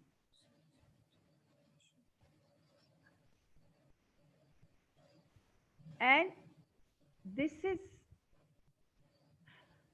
next please, next slide. Yeah. Adopting best technology is essential to reduce cost and improve quality. Then this is the digital era. As it is already established that we are sitting all in our countries, in our homes, and we are talking to each other. So this is a digital era, and digital technology is all pervasive. Now, online shopping is becoming the rule rather than an exception. You know, for fashion industry to be up to date, digitization is a must. Customers are tech savvy, looking for new ways of shopping. You know, when they want to go all on the different, their mobiles, they will go to each and every site, you know, they will go to different stores, they will check out the prices, they will check out the designs, and then they will take a decision. The customers are tech savvy, looking for new ways of shopping, and then it is important for fashion industry not to stick out like the proverbial sore thumb. It shouldn't be like a sore thumb and we don't bother about it. It's very important. So digitization is the most important thing for fashion industry. And fashion industry, as you know, few major fashion brands have fully digitized their value chain from planning to shelf. And they are testing and piloting the different approaches to meet the challenges and capture the opportunity of digital fashion companies, what they are required to do. Now let's come to why digitization. We have decided that we have to go for digitization. Now let's go to the next slide. Adopting best technology. No, please, the previous one, the third one. Yeah, we have done this, sorry. Next one, fourth one. Number 4, please. This is 5, we go to 4 one. The previous one, previous than this one. Now this is number 6, so we go to number 4. Number 4, please. The mic, Dr. Rajni, please. Is it okay? The mic is okay? Now it's better, yes. Okay. Now this age of information explosion through internet and media, as we already know, that so G5 has come and the world is working on it very rapidly, that how that everybody can adopt the G5. Now fashion trends changing very fast. You know, the clothing, the type of clothes, the type of fabric, the type of every raw material is being changed. Instant exposure to latest trends, consumerism is the norm. We have to have a consumer focus things. And innovation is an essential to cater to increasing demanding consumers. when we are making certain things, it becomes gradually very important that we go on making certain changes in those items, because we cannot have similar thing all throughout.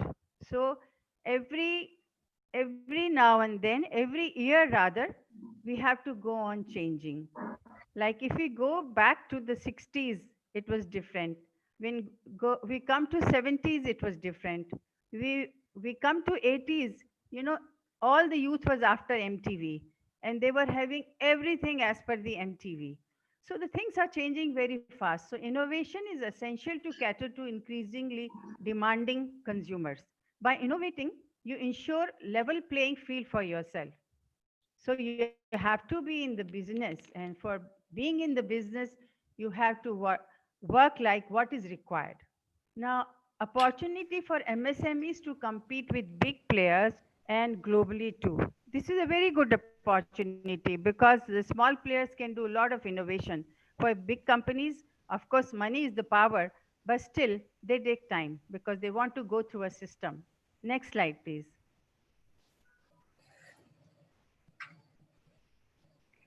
Especially, I would like to continue to say that it is a very beneficial thing for an independent designer if we go through the innovation and digitization, because digital technologies are the ways through which independent fashion designers strategically practice different forms of mobility in order to access and benefits from places, network, communities, events, and resources. Now, only few brands in the vast industry has started thinking digitally. Garment manufacturing practices haven't changed in the decades. We still know that the problems, many countries are giving cheap labor, and they are also employing children, and that's why they are able to give, you know, the old practices, they are still going on. Availability of cheap labor in some markets leading to inertia. Industry neglecting technology and disregarding ethical and environmental issues. As you know that everywhere pollution is increasing day by day. All the countries are facing this problem. Risk of majority of manufacturing falling behind, especially MSME. You know, if we are not updating ourselves, the manufacturing process may not be up to date. The situation is alarming. Being obsolete is not fashionable anymore. We have to be not obsolete, but we have to be very much smart and in fashion. Next slide, please. So plain and simple, digitization and innovation, like yesterday. We should have done it much before, but we are a little late in fashion industry. There is absolutely no time to lose now. Online shopping is trending. Of course, the brick and mortar showrooms are not out of fashion, because it's the feel, is the experience which every customer wants to have. And interestingly, those feel and experiences are now getting introduced by all the innovation, by all the digitization. Now digitize the value chain at all stage, from playing through showroom shelf to an end consumer doorstep. Now, for example, AI, the artificial intelligence, is becoming a very, very great and important thing in fashion industry, which is working out the system process from beginning till end. Then we also have D3. D3 is giving all the designs, virtual designs, and you can select and you can finalize whatever you would like to buy or you want to use. Now use technology to create trendy and compelling designs, even while operating faster and more efficiently. The induction of all these digitizations are making things faster, more accurate, and more efficient. Save on raw material and manpower cost. About 20% manpower cost reduces. Ensure being ethical and eco-friendly. So when there are less people involved, the process is getting faster. We are ensuring that it is more ethical and more eco-friendly. Next slide, please.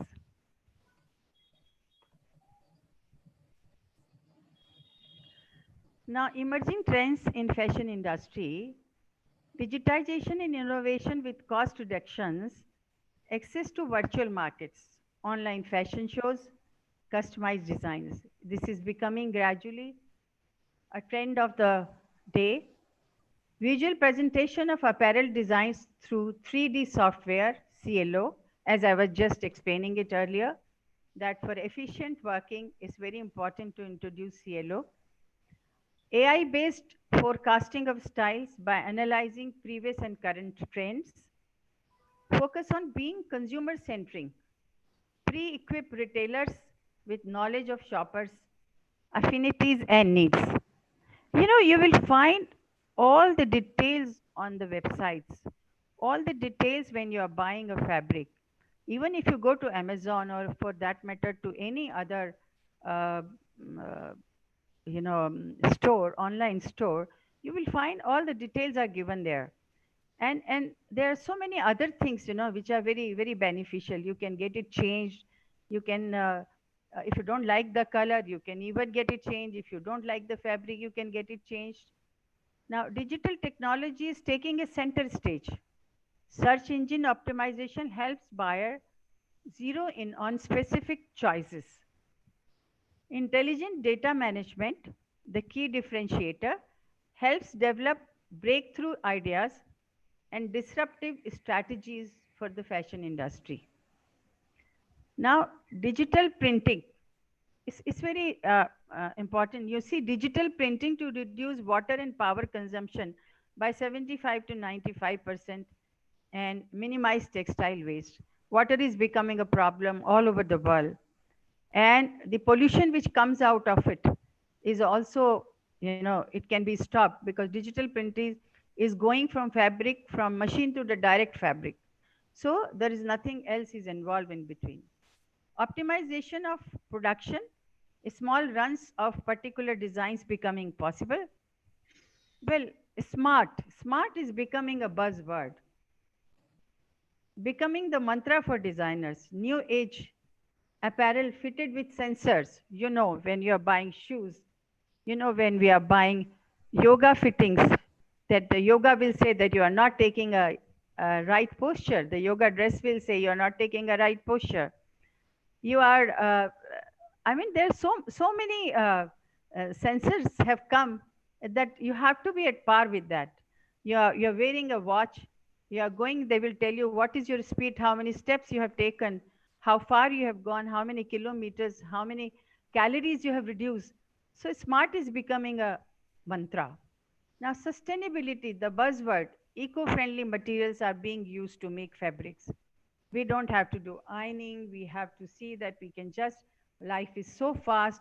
We can't go on having cottons of those different kinds, which can be just picked up, washed, picked up, and we can pack it in our bag and go. So these are the fast things happening.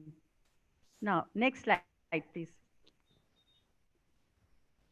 Well, see, these are the latest trends. The smartphones, the machines, the plastic furs is being used differently. This is innovation. Next, please.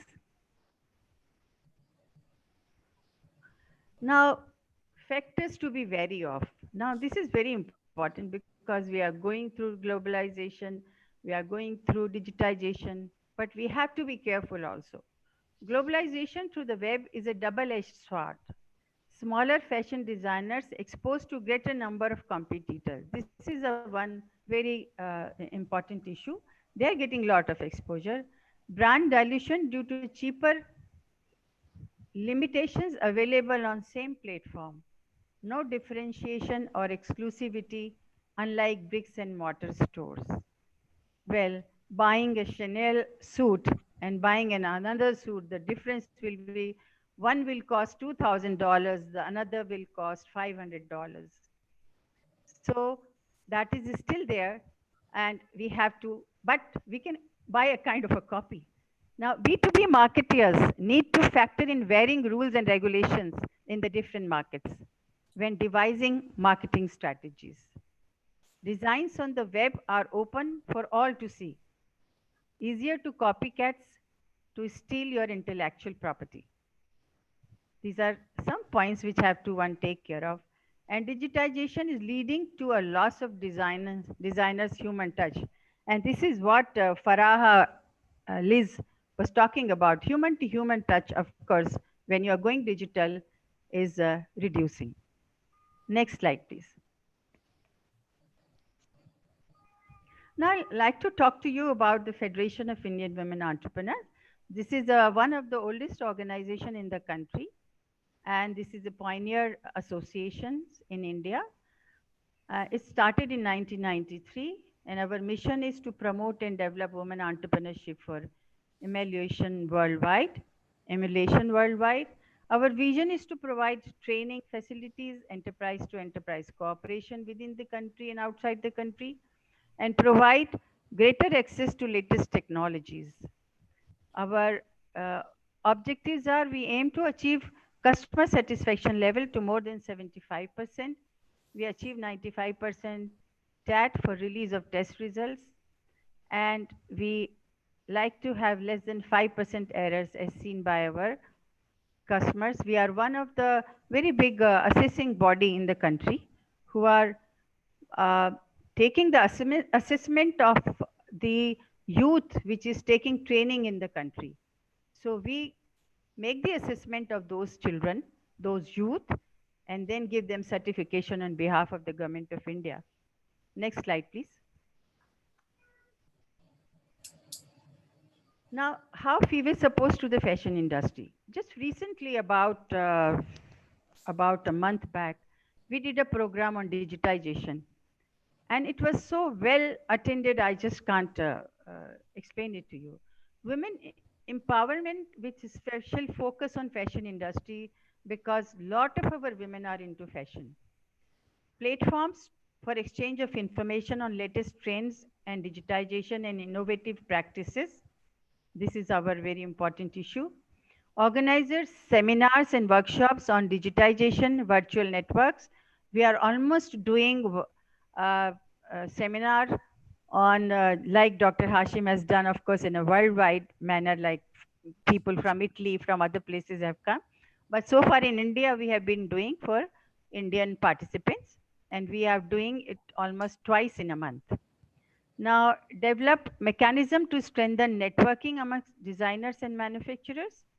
Then we have a knowledge bank for e-commerce marketing tools specific to fashion products, and one-to-one counseling session for women entrepreneurs to apply the knowledge and techniques. Well, these are the support systems we have been doing in FIWE, and we have a very well recognized organization in the country. Thank you very much. Last slide, please. I think that's a thank only. Thank you so much, Dr. Hashim, for really giving me this opportunity to share my ideas with all of you. I really thank all the organizers once again. Thank you so much. Thank you very much, Dr. Razmi, for this presentation, and you emphasize the importance of digitalization and technology for the sector, and it's very important. This is what we are trying to highlight today with all of you ladies.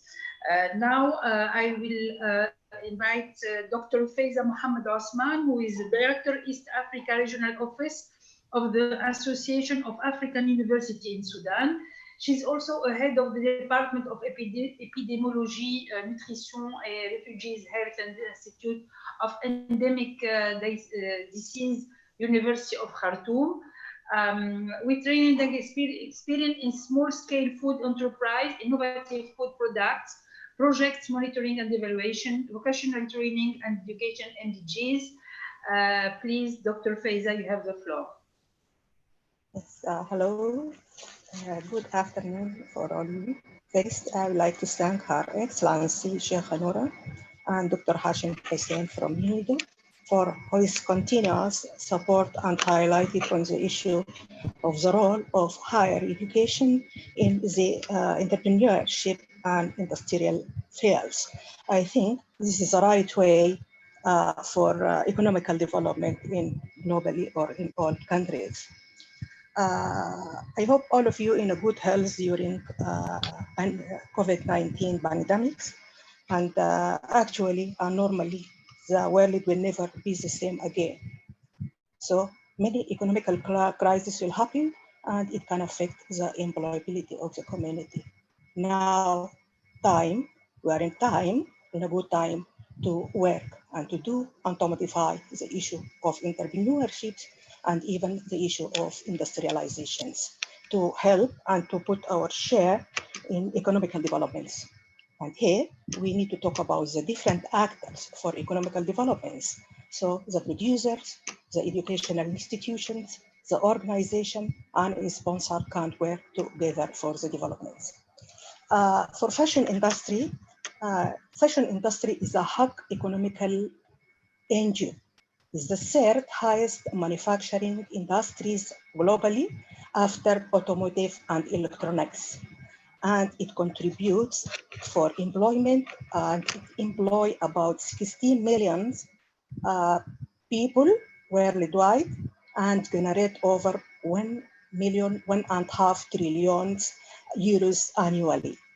So it's a big economical contributors, and actually normally it needs to be modified and need to be upgraded. So the innovations and the role of the institutions can help in these issues. Actually, when we talk about entrepreneurship, institutionalizations of industrial, specifically in generally and in fashion designs, we need to think about the actors and the system.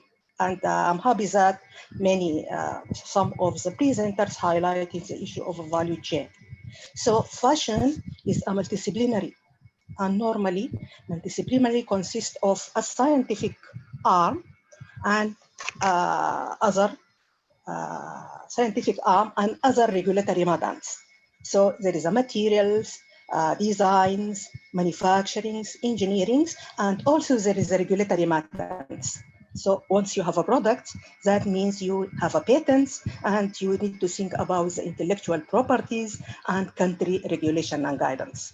So the higher education and research institutions can play a big role in this issue for modernizations, for innovations, and for modification of the productions, and even for the employability and back to entrepreneurship.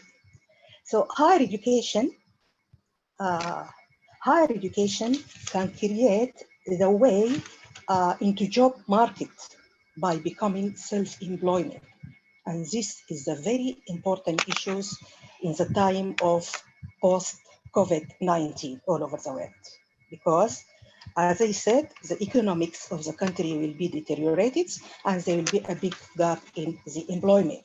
So the role of higher education in this issue or educational institute can be changing or formulating the nature innovations in a different form. So the innovation is not look like in the past. It's coming up as actors to working together.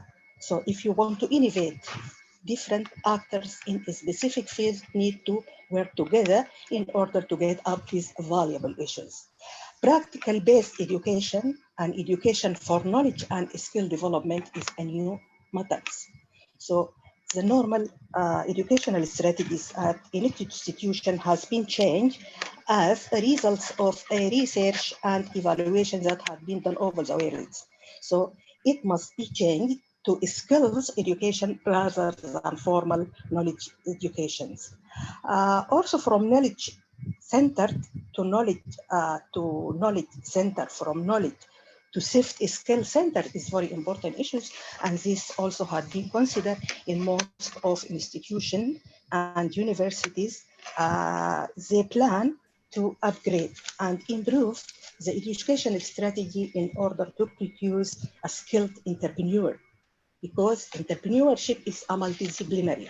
It consists of different scientific issues, regulatory matters, leadership, and other guidance, which can direct the people or the individual to be a strong, competitive, self-employed.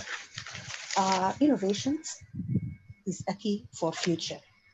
How to be successful and how to be success innovator, thinkers, and forward things as a contributors for fashion design, for example, you need to think too about educations and building the capacity of the people in a normal way. As I said, we have many fashion industrial fashions, and we have many work in industrials. But if you look for modifications and competition in a local market, you need to think about innovations. Innovations, this is the role of higher of institutions or educational institutions. They can conduct research to get up with new innovations. They can do monitoring and evaluation to evaluate the performance. They can follow and monitor what is going on. So anything related to economical development and force industrial issue is directly must is a mandatory to be legalized by educational issues. So we need a model for creation of internship platform to create more valuables. As I said, we have a big economical developmental parts from fashion industries. We have organizations like UNIDO. We have institutional institutes. So the 3 or 4 arms must working together. So for example, as it was appeared from many scientific research conducting in different universities, there is a gap and issues need to be launched by research. Many problems in industrial way need to be studied by specific research issues. So the sponsor or the manufacturers or the industries can sponsor research as universities, and other organizations can train people. So all together can formulate active arms for the contribution of the improvements, for the innovations, and for institutionalizations of the issue of fashion industries. Also, I think the issue of education and research, the role of institutions in fashion, it's a little bit deficient. So we need to activate this area. So this is an organization can play a role in this issue. And we need also to build a platform, because digitalization and platform, not only for marketing, but also for modifications, for linkage, for thinking, and it can serve as a think tank for the evaluation what is going on. So anything related to industrial entrepreneurship must be institutionalized and be put in a specific frame. So higher education can play a big role in this area and can be act as a think tanks for any problems. And also it can change from thinkers to creators. So even the education strategies nowadays have been changed from knowledge generations to thinker or creators to solve and to do specific problems. I think these days we are need for innovations, and before innovation, institutionalizations of the issue of fashion designs, starting from entrepreneurship, self business, individual workings, and up to big industrials. Fashion production has come to understand the need to innovations to change the field. This information coming up from specific research studies which had been conducted in many research institutions. So the producers themselves have a gaps, need to be corrected, and they need to correct and create their ways to top market by becoming more producers and have big contribution to the world. So higher educations, or not higher education, even technical education, or educational institutions, or universities, or institutions can play a big role in entrepreneurship in general, and in fashion industries, because fashion industry is not a simple thing. It is a complicated, and it is a multidisciplinary. It links and consists of many disciplines together. So it is different from any other types of entrepreneurs, because it links between art, designs, materials, economics, social, culture, mixtures of things need to be joined together in a specific frame. So to put all issue in one frame, you need to institutionalize the fashion designs, and to think about how to do it. How to do it? You need to go back to the actors, the implementers, and the normal frames. And you need to consider the regulations and the guidelines, the intellectual properties and the patents, because this is the way for innovations, and this is the way for marketing, and this is the way for developing the industrial sides. So as I think we need we can do many things as institutional or at university levels, and also in industrial levels, and even at organization levels, to link all issues together and solve the problems. We need that we could be able to have a platform, a strong platform, formal platform, guidance platform with a specific term of reference and with a specific guidance. So each one of the actors can have its own role to play in the developments of the field and in the development of the economy. Thank you very much. Shukran. Thank you, Dr. Faiza, for this valuable presentation. I think you you highlight a point, a very important point, which is education, that we need it for every small items we have in this conference. You are talking about fashion industries, but about acceleration and incubation. You are talking about technologies. All of these new things must be in the system, in the education system, and your propositions are very interesting indeed. Thank you again, and I give the floor now to my friend Araxia. Hi, Araxia. Gregorian from UNIDO National Project Coordinator of Armenia. She's working to improve competitiveness for export-oriented industries, and I'm happy to see her again. Araxia, I give you the floor. Thank you. Thank you so much, Doja. Good afternoon, our distinguished organizers, dear guests, and it's really a pleasure to be here to participate in this forum. As Doja says, I've been in Bahrain many years before, and the unique networking was created thanks to Mr. Dr. Hashim and Afif, the organizers. It's a very great opportunity today to participate here and to present my project and my country. And I will present you our light industry of Armenia. It has a very historic, rich traditions. And about 150,000 were working here in this sector during Soviet times. And you can see that the largest part of it is the garments and the shoes, and we cannot imagine this sector without fashion and fashion development. A few words about the production and the production sizes of the garment and footwear sector. We started in 2014, and from 18 million, the production was increased to 56 million. And the footwear sector, we started in 2017, and you can see that from 2.5 million, it increased to about 3 million USD.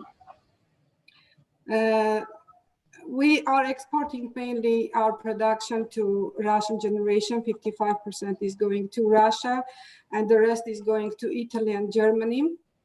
And we did a huge job, and our project started in 2014.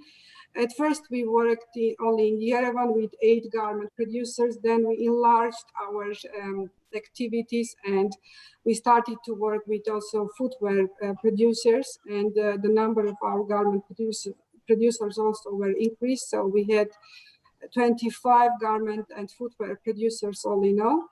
But the first phase we started in 2020, and we opened the door to the private sector SME startups. We established light industry training center, and about 7,350 people can benefit from the activities of the center now. Working hardly in this sector, we managed to increase during these 6 years, we managed to increase the local sales of our producers about 159 times. Twice were double the turnover and also the jobs created. And the export was increased about 2.5 times. For that, we tried to make innovative and also very interesting new fashionable models. About 385 models were created, both in garment and footwear sectors. We equipped our centers with innovative new softwares and also technologies.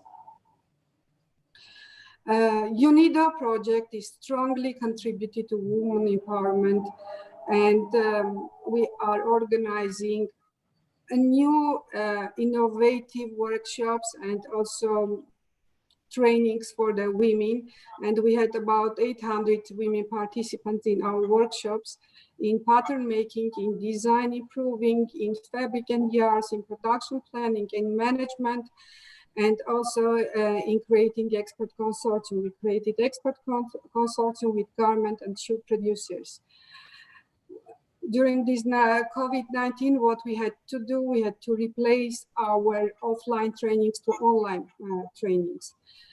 I will just divide our activities into 3 parts. It is capacity building, expert promotion, and networking and communication. In capacity building activities, what we are doing, we are now under these circumstances, we are organizing online trainings. We had online trainings for fashion marketing. We have prepared online together with our international experts from Italy, Spring-Summer Collection 2021. We organized workshops for our stakeholders. We now prepared another online workshop from Italy to here for shoe designers.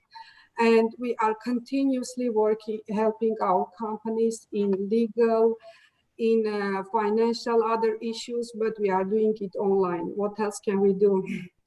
And we have purchased another software, which is giving an opportunity to decrease the manual work, and it is fully automated, and our startups, our companies can come here and can be trained and use this system, this software, this technology in their production. So these are, we made about something like 11 catalogs for shoes and garments, and we made it online also. It's also available on online platforms. You can see our catalogs, our products, and also we organize catwalk shows in Moscow during CPM event, and we disseminated all these online online catwalks through all possible channels of mass media. Our expert promotion, again, under this situation, it becomes very actual to organize the sales online. There is a largest online platform, it's called Wildberries. It has about 3 billion sales per annum, and about 3 million people are entering to this site daily. And our 7 garment and shoe producers, we had them to organize their sales in this online marketplace. We are helping our companies also to make, as I told you, online catalogs, and also we are disseminating all this information through our channels. And we also prepared the video promotional materials. These days we are participating to Be Together online platform, but of course there was no way to go and participate physically. So what we did, now I will show you a video.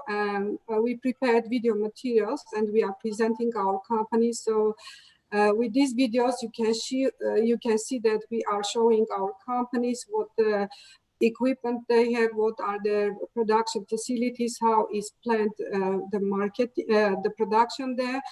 And by the way, this video is prepared for 10 companies, but just now I'm showing you it is the short form of 3 companies, and they are women-owned companies. The jeans production, also the garment production, the jersey production, and also will come the next slide for Melante, another company, women-owned. So this is very effective way to show the equipment, the modern equipment are having these companies and the products they are making, also doing some handicraft works you can see here. And the whole world can see this information. And again, we are not only showing these videos to one special event, but also we are going to disseminate this information through all possible channels. In this video also is showing not only the production facilities and modern equipment, but also the products, the annual production, the monthly production, and also the types and some also information is presented in these videos. Such kind of videos are prepared, and now we are going on after this event Be Together to disseminate this information about all over the world.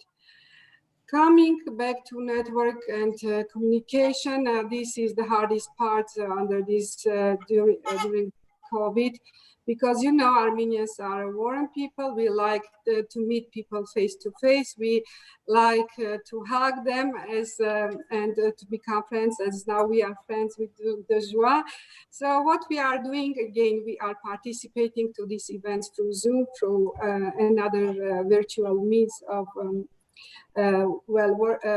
of online possibilities. What we are doing, we are participating to Zoom meetings, and you can see the geography of our meetings. Some of them are presented here, from Europe to Russia to Armenia. So we are meeting with Zoom and also introducing our project and also our innovative training centers, not only to our counterparts, but also all possible destinations that is possible to cooperate.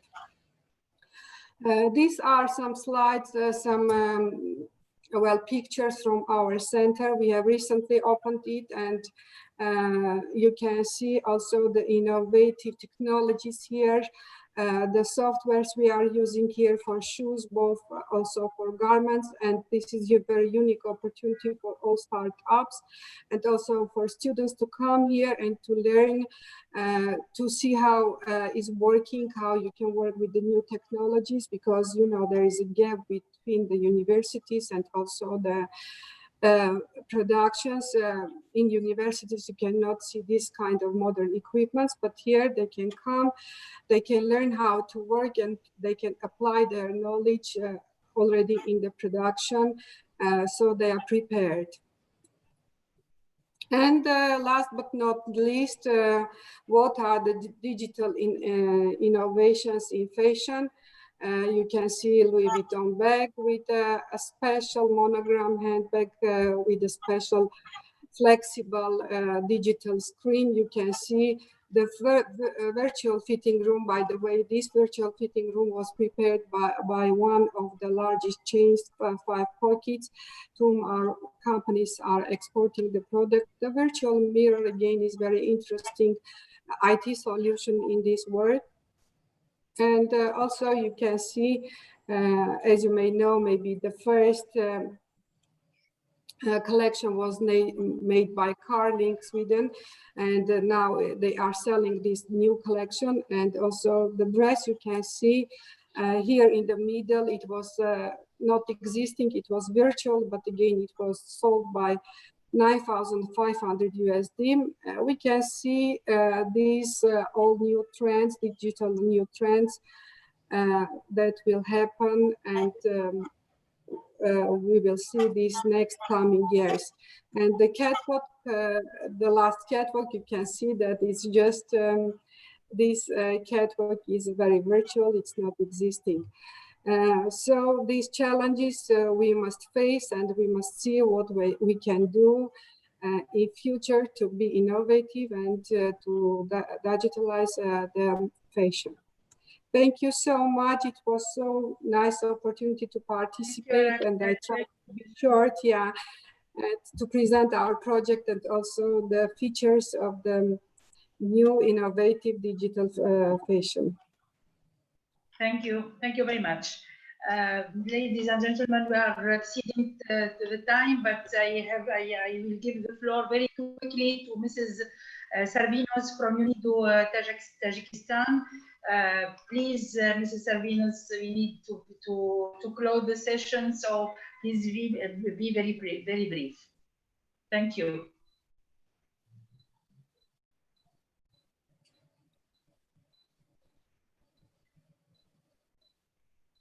Mrs. Sarvinos.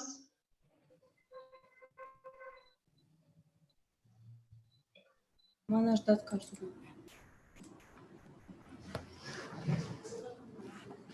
Sarvinos, you are here?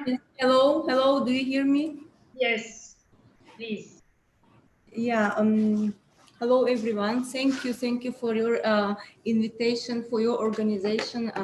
I would like to briefly talk about the Tajikistan project and a bit about Tajikistan. So Tajikistan is a landlocked country in Central Asia with a population of 9,500,000. After the getting independence in 1991, Tajikistan was fought almost immediately with a civil war, so which affected the economic situation. So the output was most industries declined sharply, and an estimated 1/3 of Tajikistan major industrial enterprises were completely idle and were operating at 20 or 25% of capacity. So the causes are outmoded equipment, low investment level, lack of markets, and based on the World Bank estimation, nearly 47% of Tajikistan GDP comes from immigrants. And so driven by a lack of economic opportunities, about more than 1 million citizens from Tajikistan travel to Russia and migrating to Russia.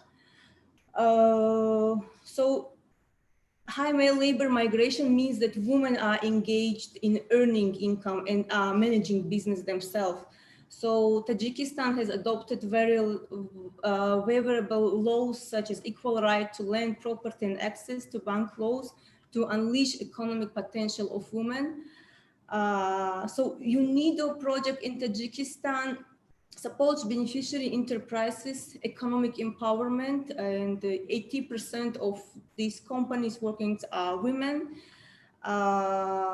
UNIDO project in Tajikistan developed and successfully implementing projects since 2015. And the technical cooperation project called as modernization and competitiveness improvement of carpet weaving, textile, and embroidery sectors in Tajikistan. What we are increase the productivity of the companies and improving competitiveness of the enterprises, improving the technological cycle and industrial modernization, introducing innovative market tools. So what we do, basically we work with 21 companies, local enterprises on carpet weaving and textile. We are working closely with the beneficiary companies, introducing the new range of the production in contemporary view before producing, showing them how to find the market, how to work with client. We are establishing a long-term agreement with the international hotel chains and supply chains as Ocean, as Sirena, Hilton, Hyatt hotels. And today our companies directly can communicate, can show their product, they can use the marketing tools. So of course it's all goes through the long process and through long learning process, and we call it thriving through transformation. So it's really challenging for the Tajik beneficiaries to learn new things.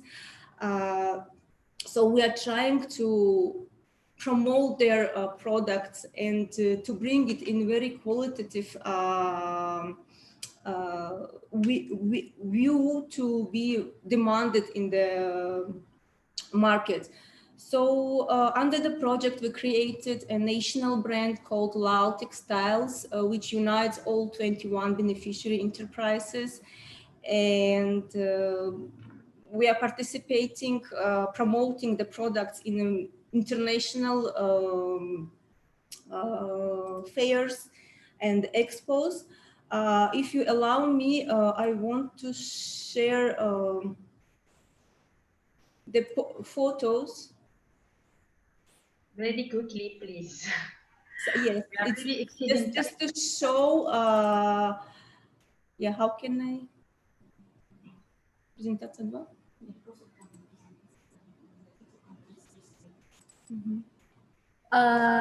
Nancy, you can share screen. You can click on share screen. Share screen. Actually,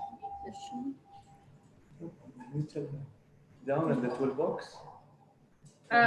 Yeah, you can click on the share screen. It's down in the toolbox. If you can allow me, I will read very quickly 3 questions to let some of you prepare in very quick responses. So we have here 3 questions. How, as an incubator, you are supporting the textile art of Bahrain? The first question. The second one, the panelists in general. Online shopping, textile fashion was always a challenge primary to the lack of tactile experience, but it's becoming more popular in developing countries. So in your view, what has changed in COVID times? And the third one, and the last one, is for Dr. Rajni. How do you see the acceptance of new technology by consumer? Please prepare your response very quickly. I don't know if Mrs. Sarvinos had the photo. Yes, here we are. Please. Yeah. Okay.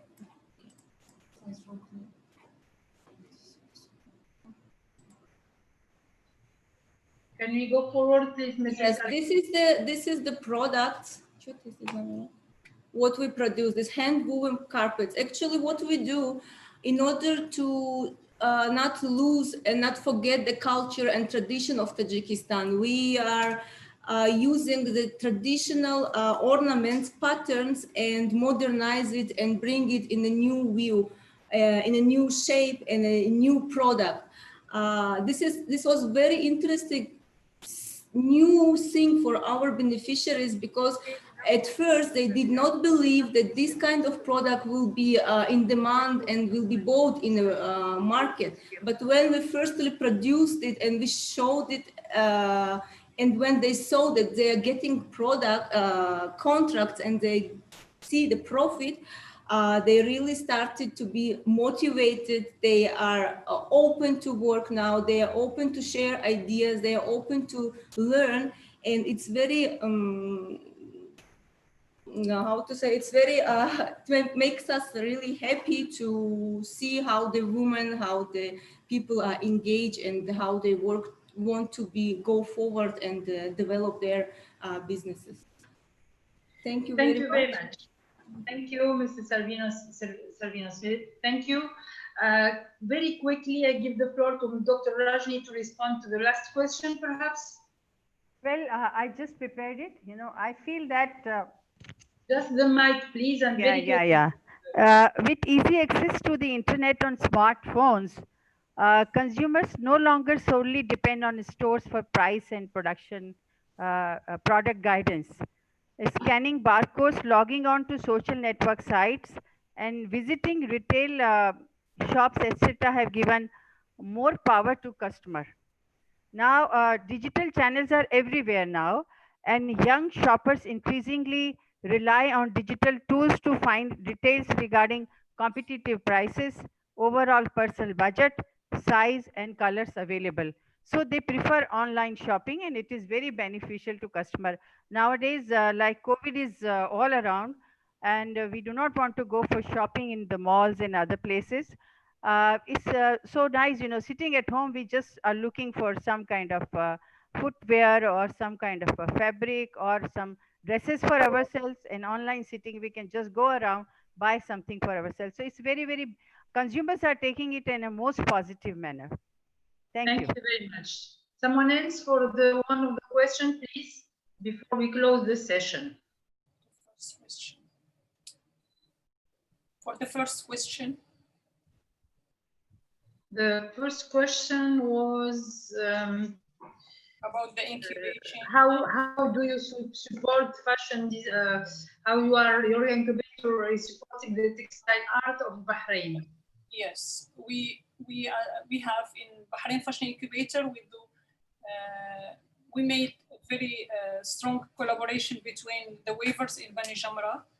We provide our designers with some of their products, and the second thing that we signed with several organizations and laboratory from Italy, Germany, France, India, and Egypt to create a full program. First, to make digital archiving for the textile, for the Bahraini textile. The second one is to uplift the weavers' work. And the third, briefly, to take the production to by creating a blockchain and full production chain for the purpose to creating products that's authentic and we can be saleable not just in the region but worldwide. But in this phase, for this specific program, we are totally ready to start it, but just waiting for the decision makers here in Bahrain. Thank you so much. Thank you to all. We are really exceeding time, so we have to leave the floor to the next session. Thank you very much for all the speakers, for all your valuable experience you share with us.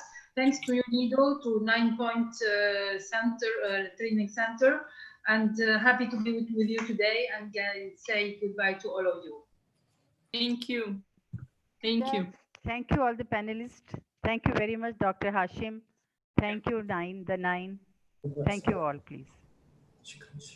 Thank you so much for this beautiful input from all our speakers, Ms. Farah, Ms. Jalila Arab, and Dr. Rodney, Dr. Faiza Muhammad, and Ms. Araxia, and to the beautiful moderator, Ms. Doja Al-Gharbi. Thank you so much. That was such a nice and beautiful panel with great information. And now we will be having 15 minutes break actually. And we'll be waiting for our last plenary. See you. Bye. Bye. Bye-bye. Thank you, Mr. Bye all. Thank you so much for all the support. Thank you, Mr. Afif.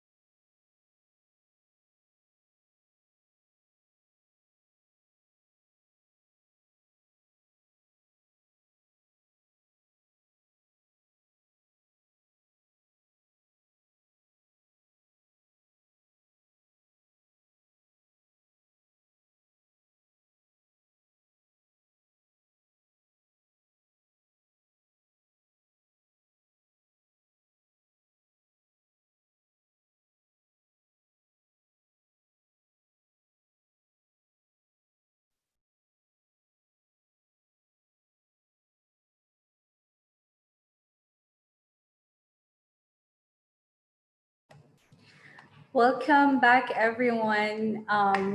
Before we move to our last plenary of the day, I would love to thank Ms. Sarvino for your beautiful input. And also, I would like to remind everyone who would like to ask or interact verbally with the speakers, kindly raise your virtual hands. So now we're going to move to our third plenary titled by Fashion-preneurs and moderated with Mr. Afif. So first of all, Mr. Afif has a rich experience in field of entrepreneurship, MCME development, innovation, incubation, and investment. Promotion again through practical field over the last 20 years. He holds a BS in Business Computer and an MBA, and worked with Investment Development Authority of Lebanon, then joined the UNIDO Delegate Program. Worked as a marketing and commercial consultant for Investcom, and was a national consultant covering Lebanon, Syria, and Jordan in the framework of the project assistant for supporting SMEs in the Arab region, and currently in Bahrain since 2003 as an investment promotion expert and the program coordinator for the Arab International Center for Entrepreneurship and Investment, which implements entrepreneurship and investment development programs in 52 countries. Welcome, Mr. Afif, and you can kindly proceed to your plenary. Thank you, Zainab, very much for the introduction and for managing the day. But you shouldn't have mentioned 25 years. I know now you show me in the age of around 50. And I count my life in whatever I lived in Bahrain for the past 17 years. So I'm 17 years old and I'll be managing your session. And I want to welcome everybody to this session, which will look into fashion entrepreneurs and women working in fashion. But I would like to shed some background on this and why we as UNIDO and UNIDO Bahrain in specific, we're focusing on that. One of the main programs that UNIDO focuses on is to promote economic empowerment, males and females. In the case of Bahrain, we focus a lot on entrepreneurship, innovation. Those who know us know how active we've been for the past 25, 30 years in promoting women empowerment, youth empowerment, creating jobs, supporting the national economies and so forth. We also develop special programs focused for women, which are called Gender Equality in Manufacturing. Under this umbrella, we cooperated with Medpoint and Her Excellency Sheikha Noura to focus more on promoting gender equality, economic empowerment when it comes to the fashion, because this is also linked to what we call creative entrepreneurs. Creative entrepreneurs means entrepreneurs who work in creativity, in handicraft, in artisan, in fashion, in design. So accordingly, this session or this day or very active day falls in line into the gender equality component for economic empowerment. It also falls in line with promoting creativity and creative entrepreneurs, and to expand the possibilities for women investors and entrepreneurs to invest more in the various sectors. We're not, today we're focusing on fashion, but we're also looking into, and we have a number of case studies and successful entrepreneurs who develop businesses in the renewable energy, green technology, aluminium, textile, you name it. So accordingly, just to put this into perspective, promotion of entrepreneurship, women empowerment is key. They represent SDG 9 when it comes to innovation and entrepreneurship. It touches on SDG 5. Which is mainly on women empowerment. Another thing that, since we are part of the United Nations, the Sustainable Development Goals, the 17 goals, if you assess them as a whole, the cutting through is entrepreneurship. Because if you need to do any of these SDGs or achieve these SDGs, entrepreneurship and economic empowerment becomes a key. 1, 2, the economic empowerment of women will contribute in a very big manner to achieving these SDGs. As studies have shown, women spend more on the family than do men spend in the family. So accordingly, if a woman is working, the income of the family is much higher, more is spent into the family, kids will have a better education, kids will have a better health. So accordingly, women is a major component of achieving the SDGs. I will not take much time. We have a group of 5 women entrepreneurs in the fashion sector who will be talking today, and then I will introduce them one by one before they speak. I would like to ask from Miss Agatha Johnson. She's one of the entrepreneurs we met 2 years ago, and she is a very close friend, and she is focusing, she has a number of businesses, a number of ventures that she's addressing. One of them is fashion. Another one is in, I don't know if she wants to mention that, in jewelry, in textile. So she's very active, and she's all around the world, from New York to Bahrain to Sierra Leone to every time we WhatsApp, and I asked her the first question, Agatha, where are you now? So I will leave the floor to Miss Agatha. I will give her 10 minutes for her and each of the speakers. One of the things that I would like to ask my panelists to give us, or within their presentation, to shed some light, how are they overcoming this current COVID? And I say this based on a simple personal experience I have. My wife now buys less clothes. So I realized that, and I said, you're not, she said, no weddings, no parties, no going out, why should I buy? So most of the budget now, which is a reduced budget, is being spent more on pajamas and casual wear. So especially those of you who work in, and I see most of you work in the high-end clothes. So how are you overcoming this issue? This is one. Another thing, how are you bringing in innovation, digitalization into the fashion sector? Keep in mind, we are in the 4th industrial revolution, artificial intelligence, robotics. So how are you tangoing, or how are you addressing this major challenge? Ms. Agatha, I leave the floor to you for 10 minutes. Thank you.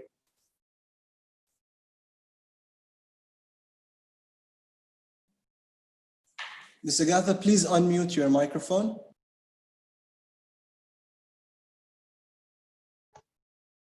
Hello, can you hear me now? Hello? Can you hear me? Yes, Ms. Agatha. Okay. Thank you so much, Afif and Dr. Hashim and the team in UNIDO for inviting me to be one of the panelists on this program. What an awesome week it has been, because I've been tuning in since Sunday when it started. I am Agatha Johnson. I'm a Sierra Leonean American based in Freetown, Sierra Leone. And as Afif said, I'm the CEO of a couple of companies. But I'm going to tell you about Adonai Ventures, which is my creative fashion enterprise. To start off, I'm going to tell you the story and take you through the timeline. After taking you through the timeline of my company, I'll take you through the value chain to show you and inform you how the creativity has come about. So briefly, the background, I registered Adonai Ventures in 2014. Unfortunately for me, soon after, the Ebola pandemic struck Sierra Leone, Guinea, and Liberia, and there was nothing I could do or any of the companies in Sierra Leone. I left and moved back to the US to my family. But in 2015, I started thinking about restarting the business. And I had the opportunity of traveling to Brazil on an ITC conference where I met a young Indian lady. I shared my vision of designing fabrics with her, and she connected me with an Indian company. I spent a year between 2015 and 2016 with that company to design and approve fabrics from India. For one reason or the other, I wasn't keen at that time on doing business with China. I decided to opt for India. Having designed and approved the fabrics, I imported the first consignment in 2017. And since then, between 2017 and 2019, which is just 2 years, I've been designing and creating fabrics which are imported from India. So in fact, in January this year, 2020, I traveled to India to design about 12 varieties of fabrics. I was looking at new types of fabrics beside the cotton fabrics I've been using. I've been looking at silk and georgette for the patterns that I have designed. Then I came back to Freetown, and then of course the COVID. What are these fabrics? The fabrics I produce, going through the value chain of my creativity, I have several plants and trees in my residence, and I took photographs of several of them and sent them to India for them to design the fabrics, the initial fabrics. The first set of consignment consisted of 5 colors. In fact, I'm wearing one of the designs now. And 2017 to 2019, as I said, we are very active and productive year for my creativity. We would sell the fabrics as is in Sierra Leone, and then we decided to create women's accessories in the form of handbags, matching handbags, and ladies' fans.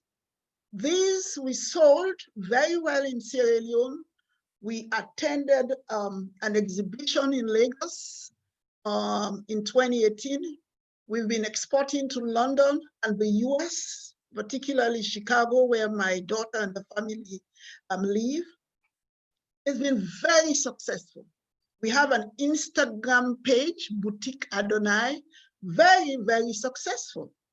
These fabrics, when made into garments and apparels, are sold for special occasions, for weddings, for church services, choirs wear our fabrics, and even for funerals.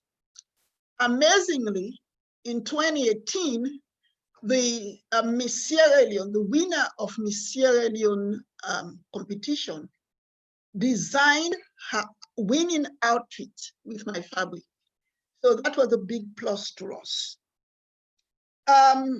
So in January this year, I went to India, followed by Bahrain, and we designed new fabrics. By the time I came back, unfortunately, in early February, the corona blew up, and we are faced with COVID-19 as the world is experiencing.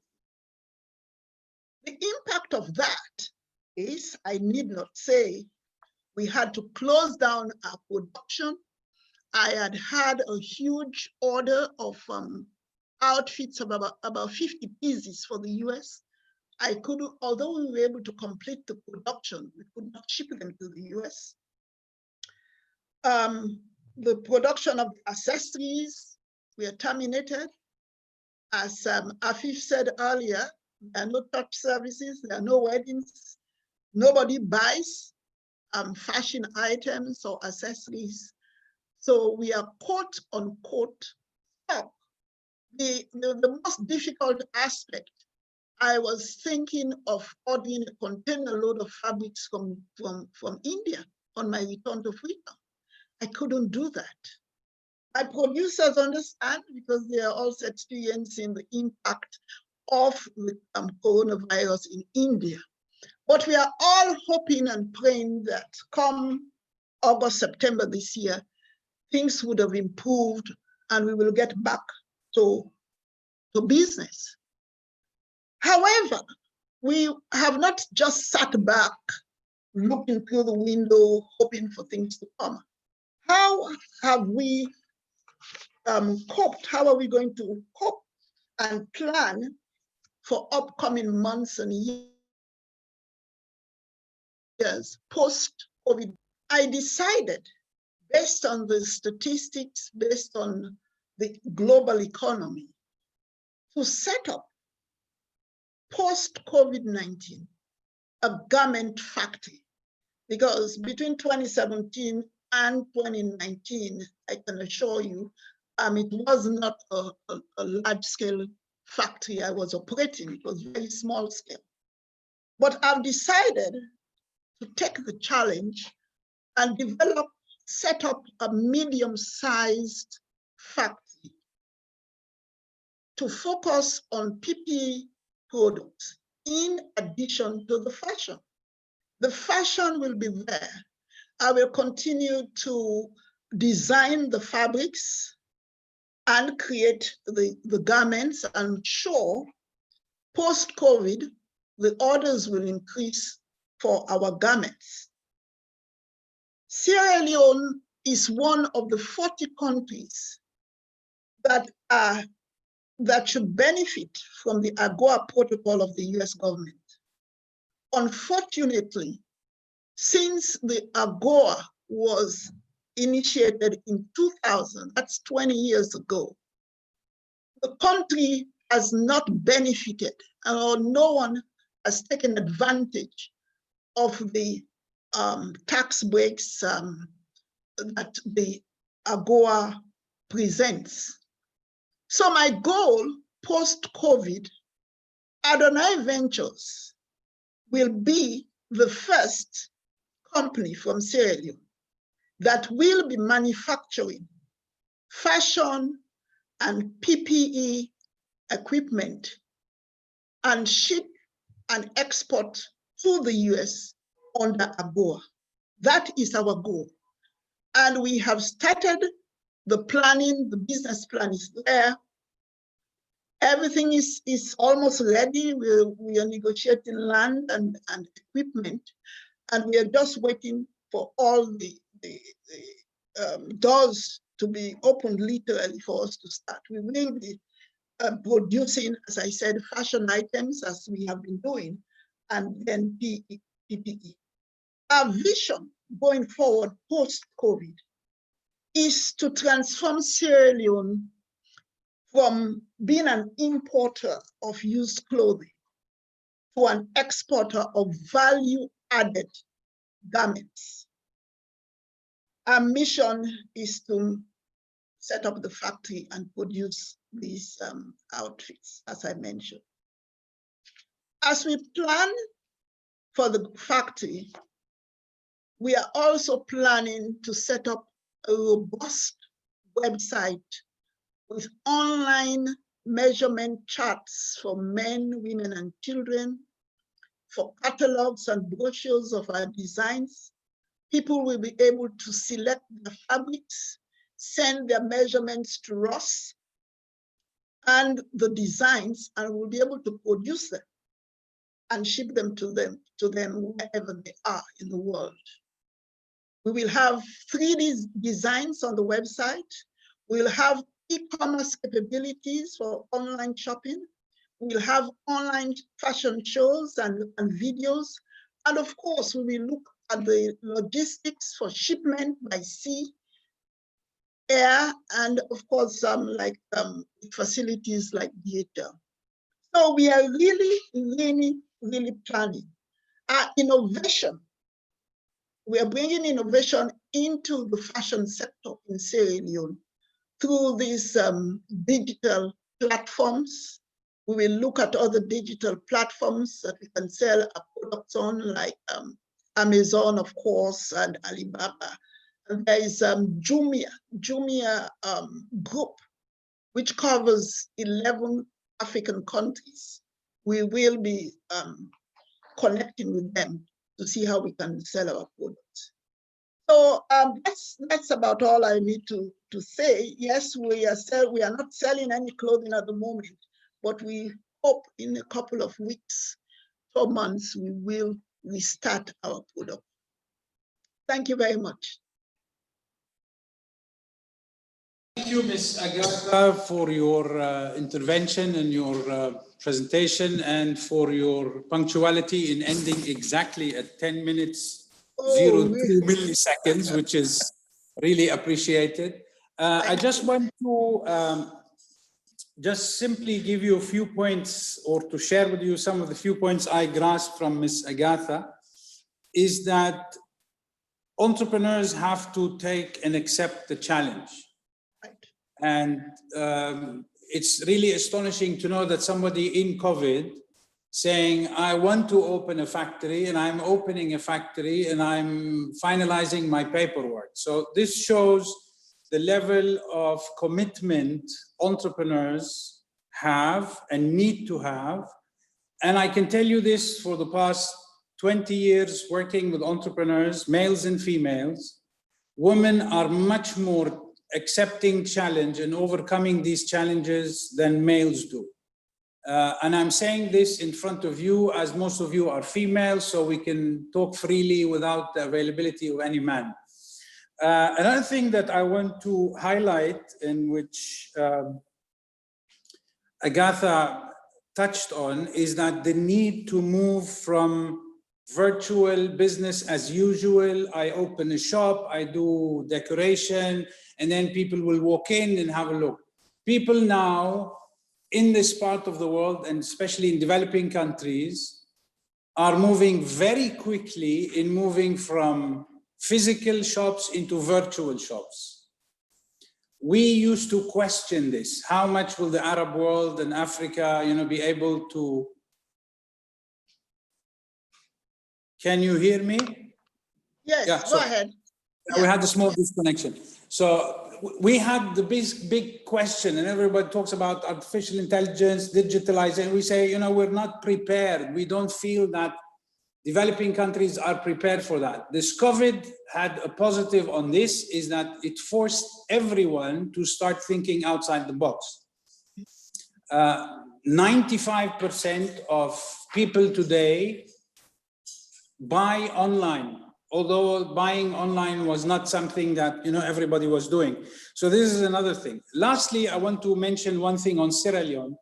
Those of you who like Leonardo DiCaprio, I'm sure you know what Sierra Leone is. There's a film called Blood Diamond. Sierra Leone is one of the richest countries in the world, with the biggest reserve of diamond in the world. And they had a special film on it called Blood Diamond. I had visited Sierra Leone 4 times. It is one of the most beautiful countries you can think of. You see forest, white sandy beaches, and then you have the beach. And then you see fishermen coming in with their fish. And by the way, they're not called fishermen, they're called fisherwomen, because in Sierra Leone, women fish, not the men. The men sit at home. Women fish in Sierra Leone. And this is something we were surprised to know, that you have fisherwomen and not fishermen. And then while you're sitting at the beach, these women will bring in the fish and then they can cook it for you. So it's unbelievable. And it's one of the most beautiful countries I've ever visited. I thank you again, Ms. Agatha. Please stay with us. Should we have any questions to you, and then to wrap up at the end, I will ask Ms. Anissa from Tunis to present. Ms. Anissa studied in New York, fashion design, and then she also studied at the St. Martin's in London. She was also sponsored and mentored by Jason Wu, who nominated her for the Hugo Boss Senior Collection Prize. She has worked with prestigious designers. I'm sorry, I don't know all of these names. APC in Paris, Marc Jacobs. She has developed her own label, Anissa Aida. She was recently selected by the Fashion Institute of Technology as a design entrepreneur. I will leave the floor to Anissa for 10 minutes. Anissa, please go ahead. Hello, thank you so much for this invitation, and thank you also for the introduction. My name is Anissa Medeb. I'm a Tunisian fashion designer. I studied fashion design at Parsons Venue School for Design, and then had work experience in New York for houses like Marc Jacobs and Outdoor Voices. And in 2016, I had the opportunity to design a collection for a concept store in Tunisia called Musk and Amber. And we designed together a capsule collection of 6 looks. And the concept behind it was that it was inspired by my own culture, Tunisian culture, but mixing it together with influences from Japan, as I'm fascinated by Japan. So when I started doing research, I realized that there are many similarities between traditional garments from Tunisia, more in general, more like a traditional garment from the Middle East, North Africa, and Asia, like Japan, Korea, China. When we look at the structure, the geometry, the texture from jalaba, jebas, kaftans, and when we look at the geometry of a kimono, we find a lot of common threads. So one of the mission of my brand is also to preserve a traditional craftsmanship that is local and ancestral. So I started working with artisans in Tunisia, for example, for the hand weaving of some fabrics like silk in the Medina of Tunis, but also like linen and cotton in Ksar Hlel, which is located in the textile region of Tunisia, Le Sahel. And so I launched my first collection in 2016 at that concept store, Musk and Amber. And very soon after, I was selected by an organization in London called Fashion Scout. And they sponsored me to present for the first time my collection at London Fashion Week, which was a great exposure. And this is when I decided to really launch my project and launch my brand, because I had a message to say and a vision of my brand. So it's been almost 4 years now. I've had shows in Berlin, in New York, in Paris, and recently also in Asia, in China. What else? This year I launched the menswear line as well. And so now I do women's wear, menswear, and accessories. And I'm aiming to open a showroom, an atelier showroom in Tunisia in February. So the COVID-19 crisis has been very difficult for me because I had no revenue for about 2 months. For 2 months, we made no sales, and I still had to pay myself and pay my employees and pay for the rent. But thank God, it seems like now after the COVID, people are getting excited about getting new clothes, and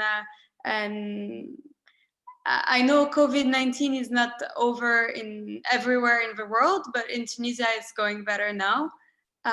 So I feel like people are excited about getting a new wardrobe, and hopefully it'll get better everywhere soon, and the world will be back on schedule. And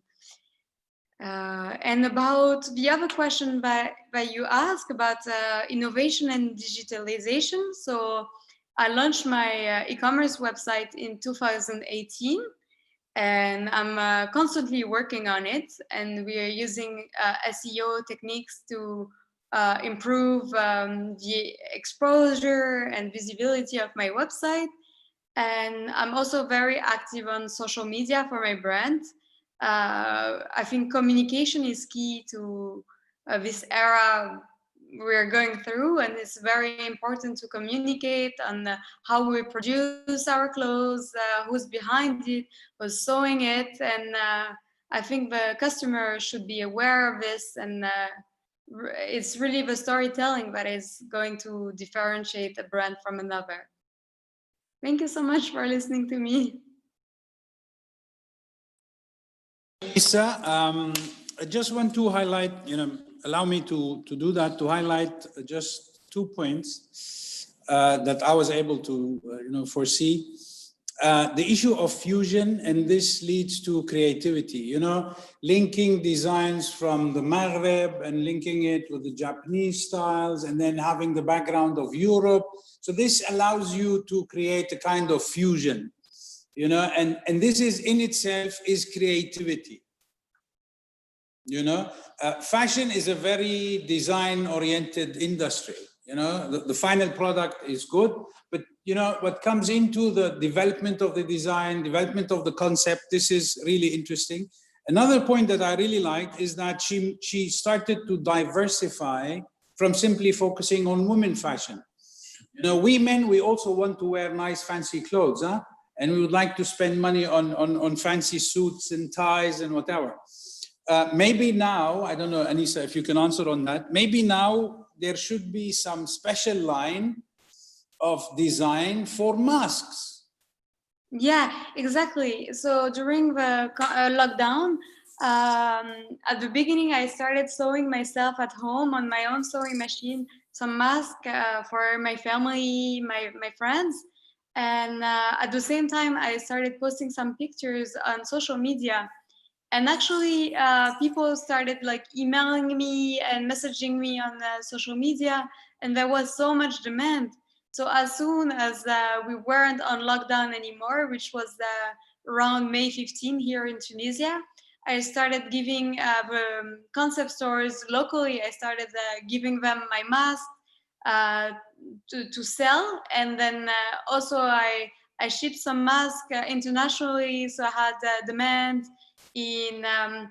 from the US embassy here in Tunisia for some masks to send to the US, but also I sent some masks to France, to Paris, Marseille, to London. It was crazy how much demand I got for the masks that I initially just did to keep my friends and my family safe. Because a few days ago we were discussing, that men usually wear suits and a tie. So now, we were discussing, just chatting and, having some fun, saying, now we need to, most probably they will make masks that is in line with the tie. Because, Exactly. for men, it's usually the tie that gives the personality. But now the mask will start to give this personality. And it was also a zero waste product because I used all the leftovers to make the masks. So it was very conscious about the environment. I didn't throw away those leftovers, but I used them in making those small masks. Thank you, Anissa. Thank you. Very interesting. Now, allow me to introduce my Lebanese sister, Ms. Sandra Abi Shaheen, who graduated from the American University of Beirut in 2012 in business. And she went into the fashion industry. So this is something we would like to know more about, how she moved from business into fashion.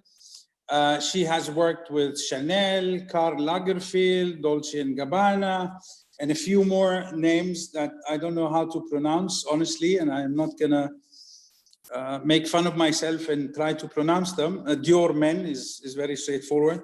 So I leave the floor to Sandra, if she can give us some advice. And Sandra is connecting to us from Kuwait, where she's currently now in Kuwait. She's Lebanese living in Kuwait. Sandra, please go ahead. Thank you, Mr. Afif, for the introduction and for the opportunity as well. I'd like to say that I'm really very proud and honored to be part of such a webinar. So I'm going to tell you a little bit my story and be as vulnerable as possible, telling you the obstacles I faced and the entire journey from corporate to opening and to taking the risk and opening my own consultancy. I believe that the aim of this webinar is really women empowerment, and we can only empower each other when we share our obstacles and our downturns. So as you said, my name is Sandra Bishaheen. I'm a fashion PR professional. For those who are not familiar with the terms the fashion PR, it's basically what Anissa mentioned, the storytelling of a brand, which is nowadays very important, the communication on the brand. So my job is really to communicate on the designer's brand in like top media outlets, be it in print magazines or online through digital strategies, whether on social media or even with the influencers strategies.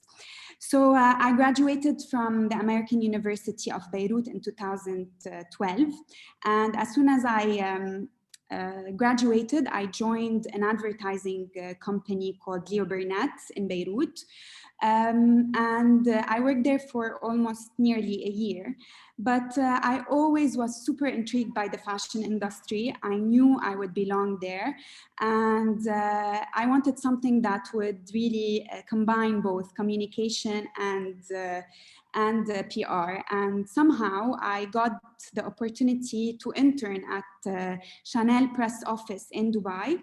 And I'd like to say that at the time, I left a fixed job after working for 1 year to join a position as an intern. So if you look at it, someone would see it as downgrading myself, but I still decided to take the risk because I believe in taking risks, and that's crucial in like success and entrepreneurship anyway.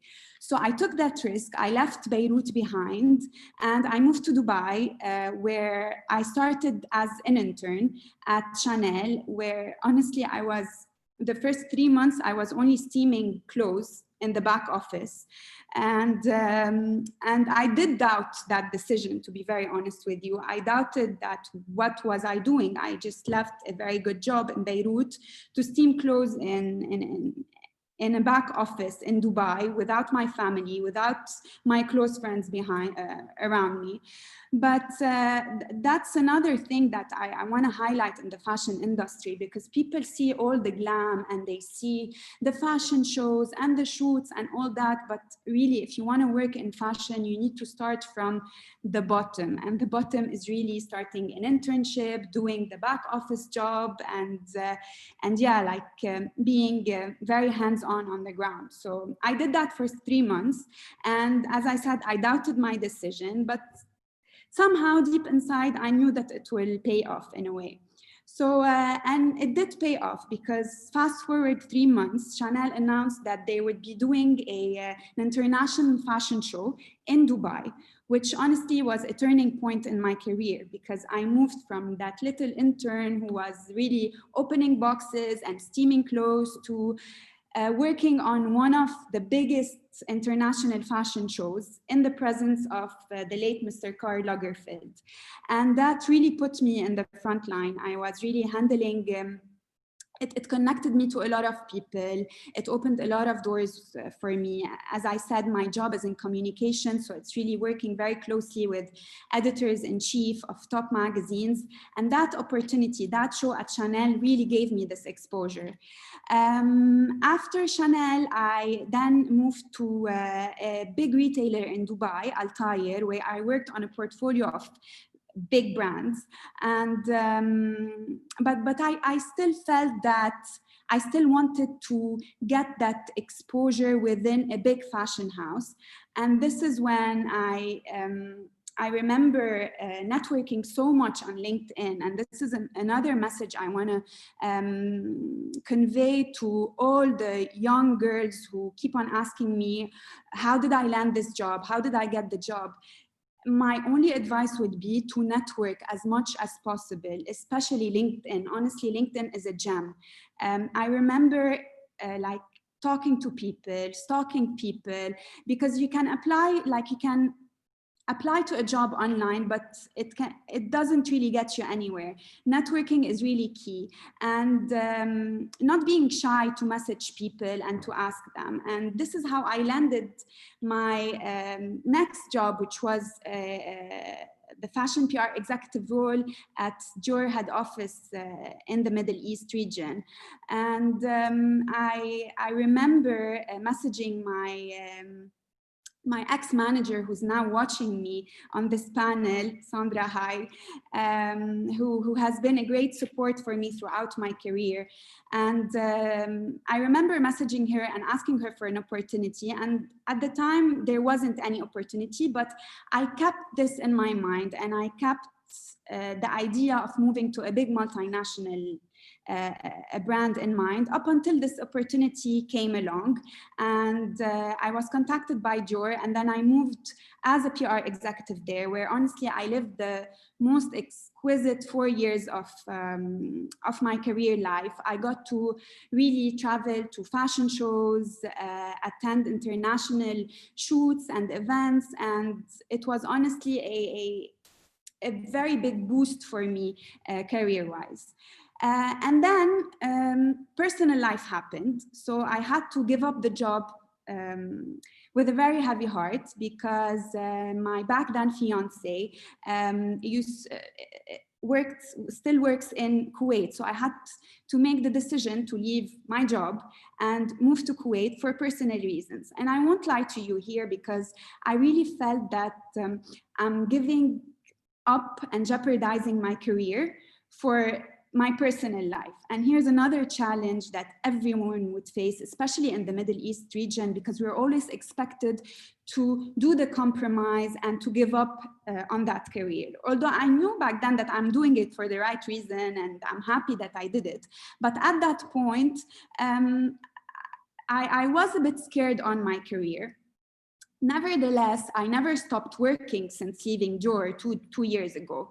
I took a lot of freelance jobs.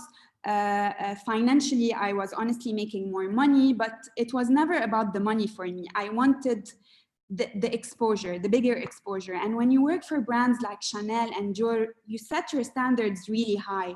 And I wanted even higher opportunities. So it was just recently, amid the entire pandemic situation, that I have decided that I want to launch my own consultancy. And I did that. I launched my own consultancy, and I decided that I want to do things differently. So I wanted to focus on sustainable fashion. And I know that sustainability is now a big trend in right now in the fashion field, but also in everything. And in my opinion, I saw that opportunity amid the pandemic. And this is answering your question, how are we dealing with the situation, COVID-19? So in my case, I looked at it differently. I looked at it on a positive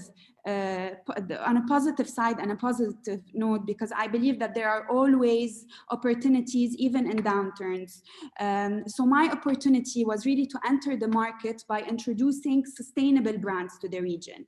And by sustainability, we are talking about brands that recycle, that don't overbuy garments in order to produce.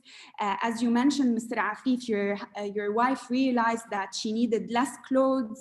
I think we all realized this. It was like a period of reflection for everyone to realize that it is really the era where we need to live with less and live better for our entire planet and the future of our future and our kids' future. So here I am today at the age of 29, launching on my own consultancy, focused on only ethical and sustainable brands that I'm trying really hard to introduce to the region and to the Middle East market. what else would I want to tell you? You mentioned also the how are we coping with the digitalization and all that. So as a communication consultant, I'm moving and shifting more my strategy towards digital strategies, communicating more on Instagram, because nowadays people shop more online, but they shop also more through Instagram. So the right communication on the right social media platform is really key today. And with one of my clients, now we just launched as well his e-commerce, which is honestly also a big shift that's happening now amid the entire pandemic. A lot of people, I personally stopped going to the mall. I'm honestly scared to go to the mall, and I believe a lot of people feel the same way. So the future is really e-commerce. Everyone is investing in e-commerce heavily, and that's my strategy and my advice to all my clients. It's really to invest in e-commerce platforms, because this is the way moving forward. Other than that, that's really briefly my entire journey and experience. Yeah, what else would I tell you? I don't know if you have any questions for me. Thank you, Sandra. We'll have the questions at the very end of the session. Just one thing, I realized Sheikh Noura has put a note saying she's buying more clothes these days. Sheikh Noura, please don't contact my wife in the time being until you change this behavior. Yes, absolutely. You're right, Sheikha, because I was reading some reports, now with COVID, everything's happening. They are telling you from a psychological point of view, even if you're working from home, wake up in the morning as if you're going to work as normal, change your clothes. And I know my wife is also working from home. She tried it and she said she feels a little bit better, that she's as if she's going to the office, but still she's working from home. So going back to Sandra, I don't know, Sandra, you have all the capabilities and skills of being a very good entrepreneur, and that proves the point. I just want to highlight a few things that you said. Support each other. This is key. Women should support and invest in other women. This is crucial. There's a lot of money is not an issue. It's the issue of identifying creative entrepreneurs for males and females to invest in. And I believe these forums will showcase, like we have 6 today, or maybe a little bit more, on the level and creativity of and the high level quality of these entrepreneurs who can easily identify, financing opportunities for investors, being males or females. Starting from the bottom is another thing you said, seeking the opportunity. We're a little bit, in our part of the world in specific, we have a little bit of, I cannot do that. What will people say? But if you don't do that, you will not learn, and you have to learn. I remember when I was a young child, my cousin had a jewelry shop. He was one of the biggest traders of jewelry in Lebanon. And then first day in summer, I was 16, 17, and I walked in. I'm sorry, I'm taking your time, but this is it's a discussion. And then one of his staff members said, you can handle the gold. And then my cousin walked in and said, what are you doing? I said, I'm putting the necklaces on these maquettes and models. He said, no. It's still early for you to touch the gold. Now you take the broom, mikense, and you clean the shop. And I said, what? My cousin, you're insulting me, I don't know what, you're downgrading me. And I left and I ran home. And I remember my mother called him in and she showered him, And then he said, look, he has to start from 0 and below 0 if you want him to become a man. Because we started this from nothing. We were nothing. And then gradually you have to build up this. It helps a lot in the personality. It helps a lot in going through life, in sustaining life, in sustaining, even if you're employed. This does not always only for entrepreneurs, but also, you know, in one's life journey. Networking is another issue. Finding a good mentor is another issue, you know, and people who can support you in that. Family is an issue, and I know many of our entrepreneurs, at least in this part of the world, that they have to go along and, you know, with their family requirements and ensuring that this is one of the things women have to accept. I don't know, honestly, I'm not going to touch on this issue. It's not my line. And then, you know, introducing new concepts, sustainability. Sustainability now is the key player all around the world. Everybody's talking about sustainability and how we can sustain, you know, the goods of the earth that we have been shared by God. So I thank you, Sandra, once again. Please stay with us because we'll be opening the floor for some questions and discussions at the very end. Allow me again to introduce my fellow Lebanese friend, Ms. Zakia Nakat. She spent 17 years as a journalist in one of the leading newspapers in Lebanon. Those who know An-Nahar newspaper, it's a very, very prestigious newspaper. And then, you know, okay. And then she moved from journalism, working into VIP fashionists, and I like her theme for life. For all the love of the world, cheers to the love of fashion and daring women. Thank you. Ms. Zakia, you will be talking in Arabic. هتحكي بالعربي. See, I understand everything in English, but I need time to talk in English to found my words. مشان هيك أنا مش رح ضيع لكم وقتكم. بتفضل أحكي بالفصحى أم بالعادي بالدارج؟ No, you can speak بالعربي, the Arabic you feel comfortable with. And then what I will do there is simultaneous translation, by the way. Okay. We will rely on it, and then at the very end, I will do a small brief, a little bit more detailed view, so that فيكم كلكم أغاتا، أنيسا وساندرا، حقيقة تجربتكم رائعة، حبيتكم كثير، وبعتقد إنه أنيسا وساندرا رح يفهموا علي والشيخة نورة، ولا بيقولوا لها الأميرة نورة؟ In Bahrain, they call شيوخ. شيخة نورة. مرحبا وشكرا. You can call me Noura, anything you want. مشكورة شيخة. You are here. I'm lucky. Yeah, I'm here all the way, but I'm quiet.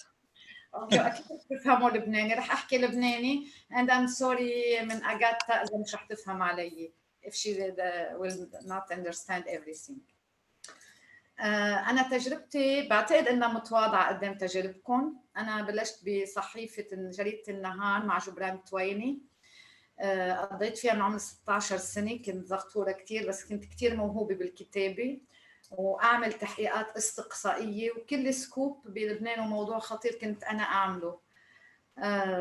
بس وقت مات جبران تويني قررت إني أترك عالم الصحافة بلبنان، لأنه حسيت إنه هيدي قضايا انجرات يعني ناكرة للجميل. عملت شوك واستقلت من وظيفتي. بصدفة غريبة نقلتني لعالم الأزياء، إنه كان عندي مناسبة لابني ونحن بحاجة نعمل تذكارات. فضلت أنا بما أني عاطلة وبالأخص عن العمل بدي أعمل أنا السوفينير، وللدهشة صاروا كل الناس حوالي يطلبوا نفس السوفينير، وأنا أقول لهم أنا مش بهيدا العالم، أنا صحفية، ما كنت قادرة إنه أطلع من هيدا الشيء. كتير ناس ترجوني حوالي وبلشت أعمل لهم مثله أو أحلى، وكنت روح أنا بكل تجاربي أنا بروح بنغنم بالقطعة، يعني يا بلونها يا بقطعتها يا بشكلها، وبقعد وبخترع شيء ما بيركب على شيء.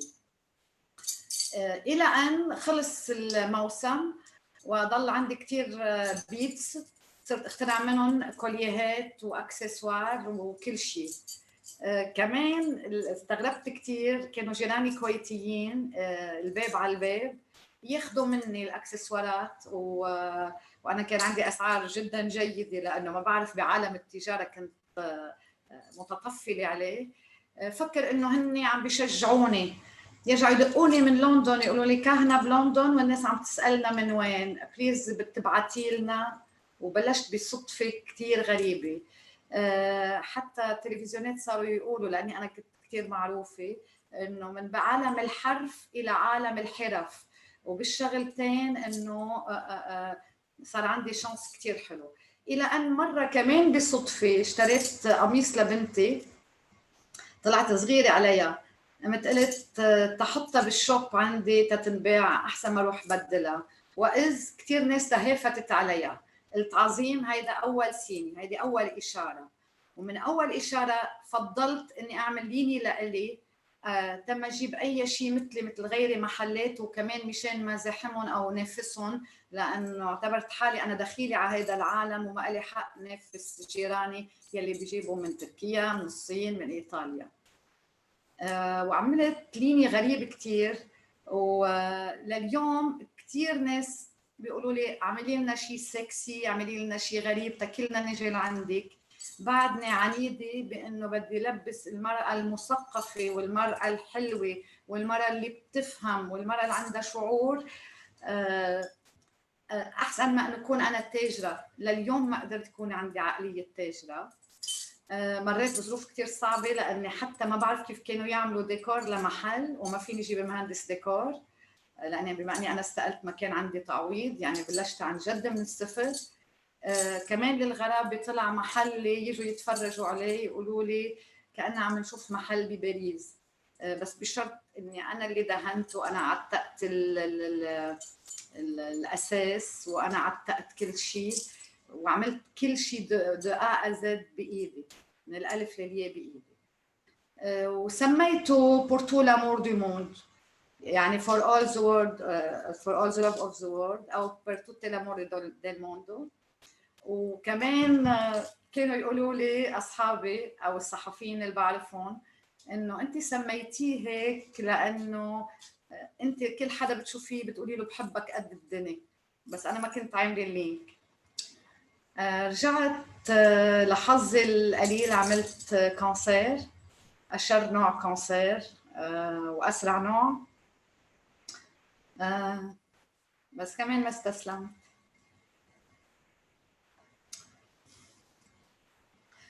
ضليت روح اعمل جلسات الكيمو وحدي، وسوق دغري على المحل تضل ان كونتاكت مع زبوناتي. حتى خلال فقداني للمناعه كان حتى الكونتاكت انا وياهم بحب، وقال لهم اذا الحب بموت ساعدوني او دقوا بمناعتي انا مستعده اموت. رجع وضل كمان كثير a lot of success. نحن تاجى الكورونا هلا ووقفنا، بس بلبنان كنا نفتح خميس جمعه السبت خلال الاسبوع، وكنت استغرب انه في اقبال، كنت مفكره انه رح نوقف. ورجعت قلت لهم نحن رح نوقف نهائي المحل، ورح ننقل على انستغرام اونلاين او فيرتشوال.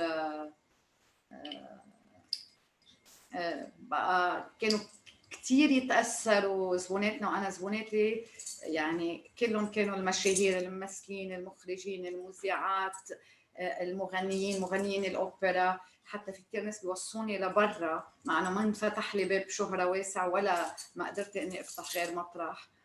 كانوا يبكوا عن جد، وهيدا اللي اثر فيي. هي تجربتي اللي كثير متواضعه، انه انتم المحل الوحيد اللي نحن ما بنقبل تكونوا اونلاين، لانه في هيدا التاتش تبعكم، وفي هيدا الكونتاكت، الهيومن كونتاكت نحن وياكم، وهالحب اللي كثير متدفق من المحل، وبتعرفوا كيف تلبقوا القصص على بعضها او كيف تعملوا لنا كل وحده. يعني انا وقت بروح على ايطاليا، انا اخر مده توجهت على ايطاليا لاني تعبت خلال مرضي تاشتري اغراض، صاروا يقولوا لي اذا بتعطينا الديزاين تبعك نحن بنعطيكي قطع مجانا. وكثير ناس يقولوا لي اذا بتيجي بتصممي لنا هون.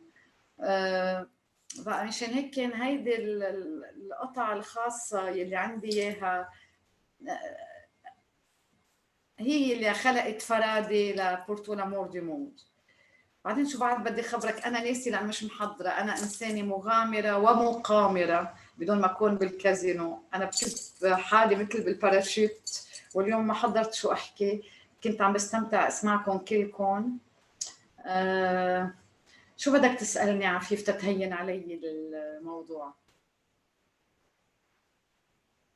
Back to you in 2 minutes. Just please continue. اوكي.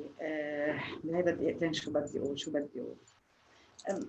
ما عندي اي اضافه اولى بقى. انا بفضل اذا بدك تسالني اي سؤال. اهلين مس زكيه، لك في تعليقات في الشات حقك. يا مش قادره اشوفهم، رح اشوفهم. اوكي. Just a second, I will read it for you. I have a request for Afif. If you can please tell us about أنا بشكركم من قلبي. Tell us about your new shop, Mrs. Zakia. نعم. If you can please تتفضلي, can you tell us about your new shop? هو الحقيقة نفسه عفيف. ذكرتني نحن بلبنان عم نمرق بأزمة اقتصادية مريعة. صار الدولار عنا كان من 1005 وصل لل 10000 ليرة. نحن رح نكون نيو فنزويلا وأبشر. إنما أنا أصرت مثل أنا حدا ما بيستسلم إني أرجع، وكل المحلات وفي وكالات مهمة عم تسكر بلبنان. رجعت قررت ما بعرف ليه إني أعمل افتتاح جديد للمحل وأدعي عليه كل زبوناتنا الأوفياء، بس تعطي شوية أمل لكل الناس إنه فيك تكفي لو شو ما كان الظرف، فيك تكفي لو شو ما كانت الكارثة اللي أنت واقع فيها. شوية أمل وبتبيع بحب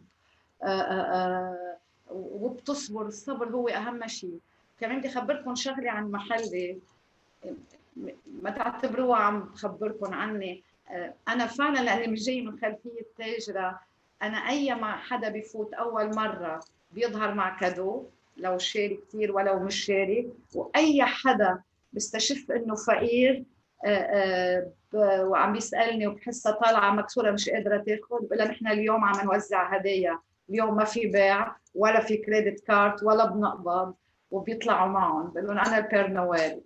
مشان هيك رجعت فكرت إنه لازم نحن نستمر ونكفي ونفتح ونعطي أمل لغيرنا، وفينا نرجع نكفي من الصفر بأي عمر كنا وبأي ظرف كنا، وما في شيء بيوقفنا. والحمد لله يعني كل البلد عم بيحكي عن هالموضوع. and thank you.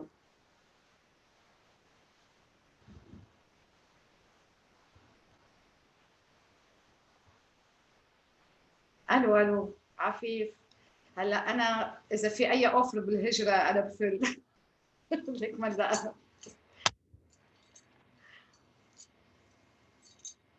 عفيف انت معي؟ الو اهلين زكيه. مين معي؟ في كثير كتبوا لك على الشات regarding كتبوا لك في الشات اذا تقدرين، وايد فخورين في تجربتك وحابين لين ينزلون لبنان ان شاء الله يجون لمحلك، وان شاء الله ان فتحتي اونلاين have your booth they support you ويشترون من عندك. عندنا بيج مش اونلاين، انستغرام pour tout l'amour du monde، موصولة ببعضها، بس ما بعرف اذا لانه انتم بتحكوا انجليزي اذا رح تعرفوا تكتبوها. Oh, okay. I will search for it and I will write it in the chat box. وإن شاء الله. أنا بشكركم كتير. بشكر عفيف، بشكر أنيسة وساندرا وكلكم عن جد. I'm so proud of you. وأغاتا.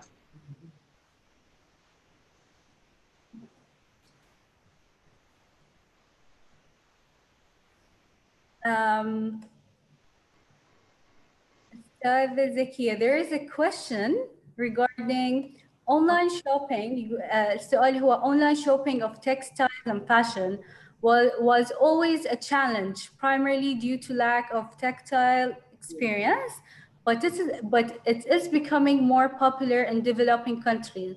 So in your view, what has changed in the COVID times?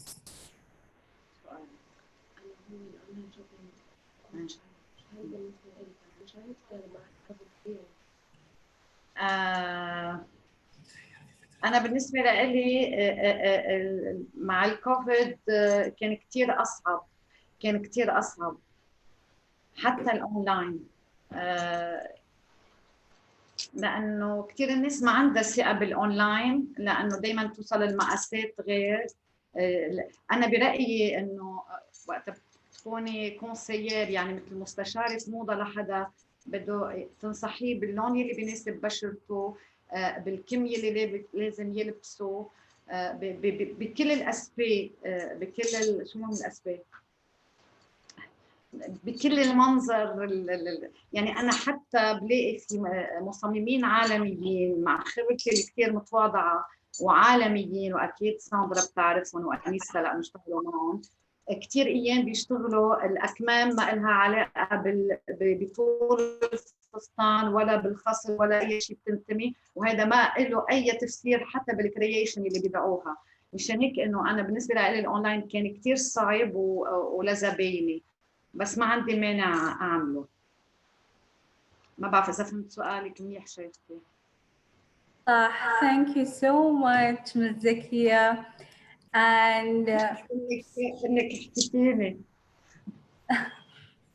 and if anyone wants to ask the speakers any question, you can write in the chat box. Okay. Yeah. Before Mr. Afif reconnects, whoever wants to ask any questions.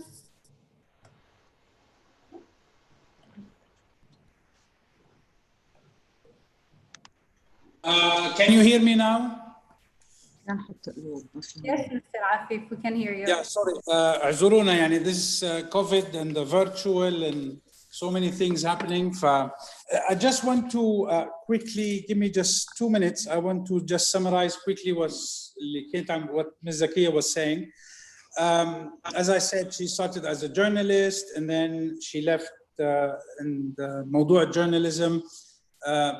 She started this through coincidence where her son had a certain celebration. So she did some souvenirs. People started coming to us saying, you know, we want to buy. And then she transferred into developing, you know, jewelry accessories. She started selling, you know, within her friends, neighbors, Kuwaiti friends.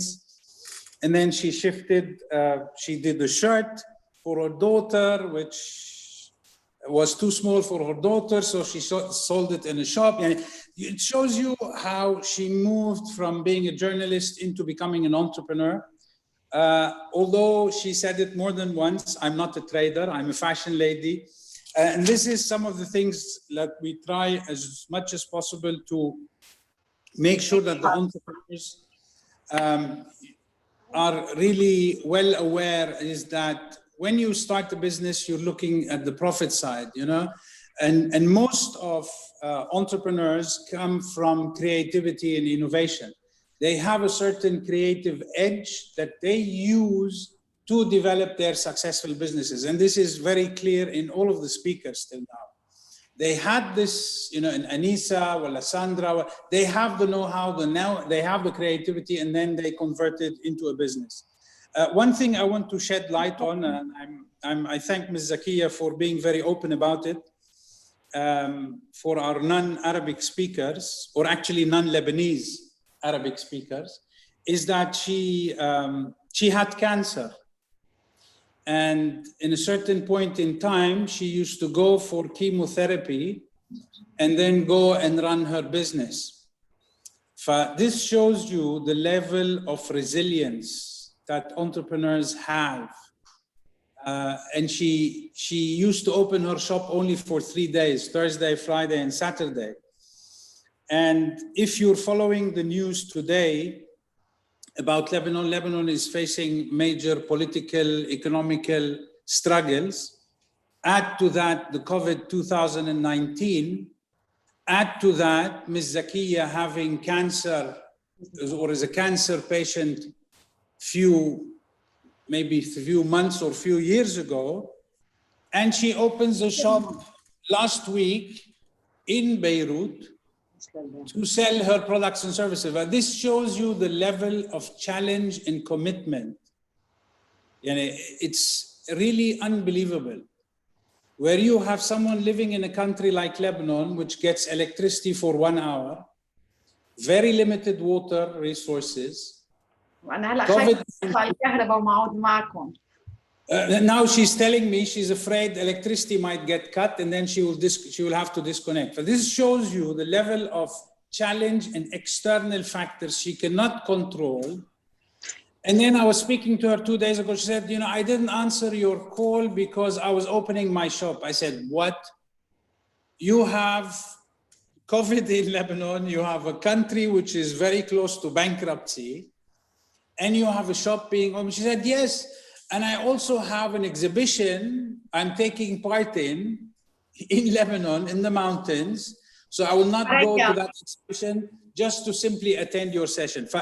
This is really inspirational. I don't know how to say it in words, but you really touched us, Ms. Zakiya.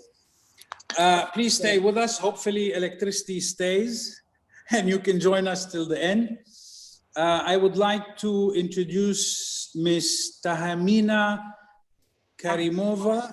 Hope I spelled it correctly. She's from Tajikistan. She's into fashion. She's into women empowerment. She also worked as a national expert on textile in UNIDO project in Tajikistan.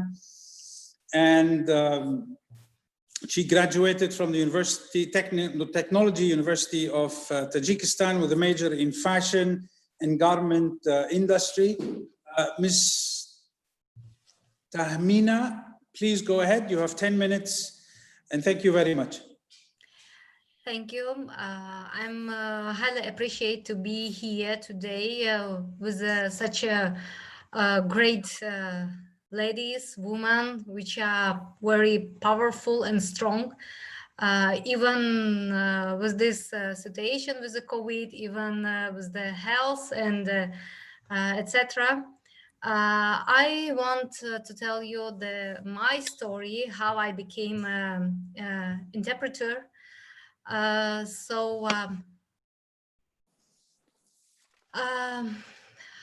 a co-founder and the CEO of LLC Ozara.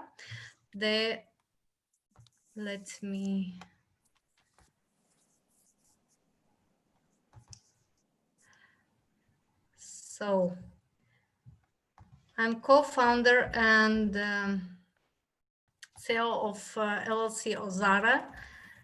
And Ozara is focusing on handmade products with a traditional handmade embroidery, which we call Suzani. Suzani, it means needlework. That famous stuff in Central Asia, in Tajikistan, Uzbekistan, and Ozara was established in 2014. And how I became an entrepreneur. I graduated the university. The majority is the fashion and the garment industry, and I didn't work quite a long time because I was married, and my husband family was quite strict, and they are not allowed me to work. And when in 2010 I divorced, and I divorced because my husband was in labor immigration in Russia, and he married them there. And so when I knew that he has the second wife, I decided to divorce. Then I start looking for a job and start working in the National Association of Businesswomen of Tajikistan. I was the craft artisans coordinator there, and worked with women artisans. And then I decided that most of that women which I worked, they were wife of labor migrants, single mothers, or women from rural area who haven't any incomes.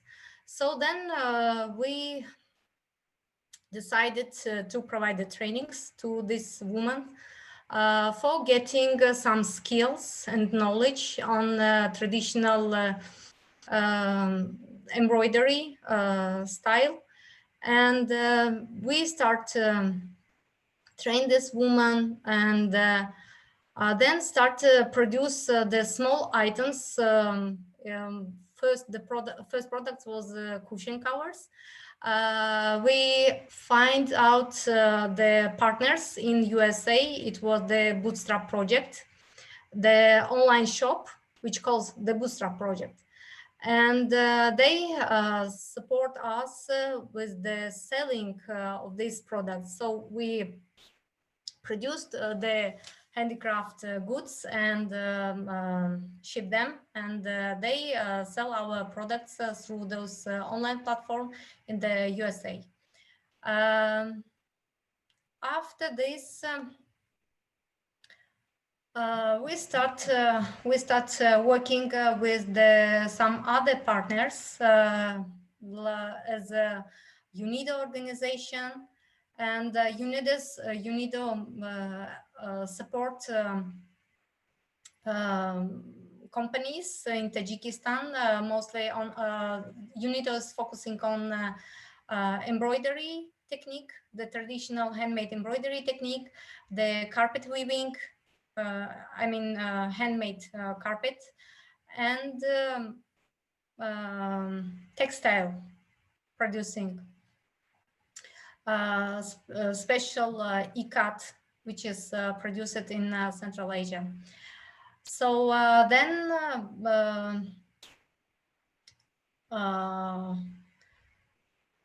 we start working with UNIDO, and we have got the support through the UNIDO, and for the developing new designs, new products. And this is the products which was presented in the international exhibition.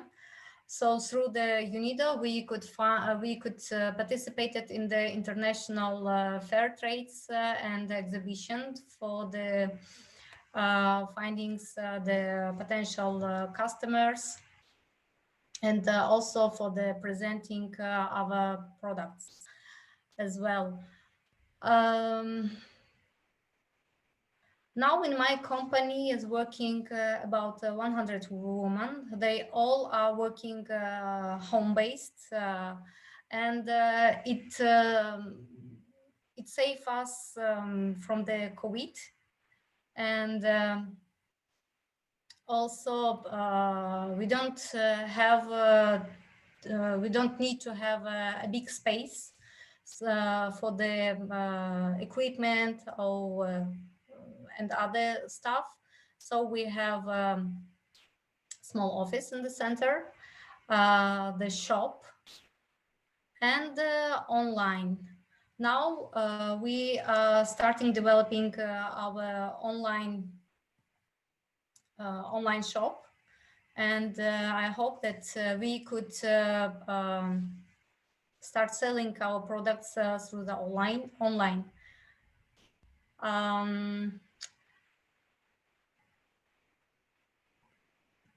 So I want to note that, as says Mr. Afif, the women are spending more money for the family rather than men. And this is the motivation for the most women to become entrepreneur, because they want to give a better life for those family and for the children. I think that this is a motivation for most of you also. I would like also to show you the one movie. It is from another beneficiary of the UNIDO's project. She is my colleague, and we are collaborating with her.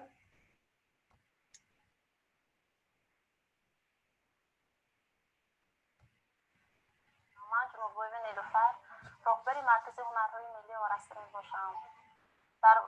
در اول تشکیل این مرکز با بسیار مشکلات روبرو کردیم با مانند جستجو نمودن خریدار.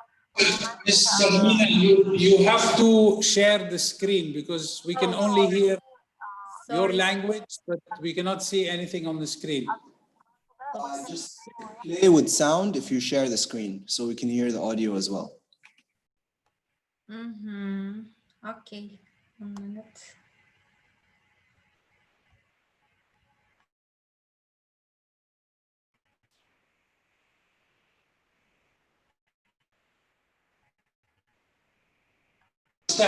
If you want, you can. If it's on YouTube or the link, you can share it in the chat space, and then people can watch it.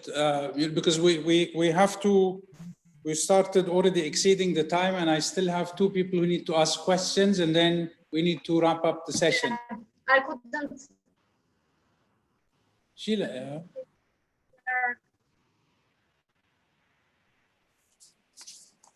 Ms. Tahmina, can you hear us? No, it got frozen. Okay, so let me just summarize quickly what. Yes, you're right. I will.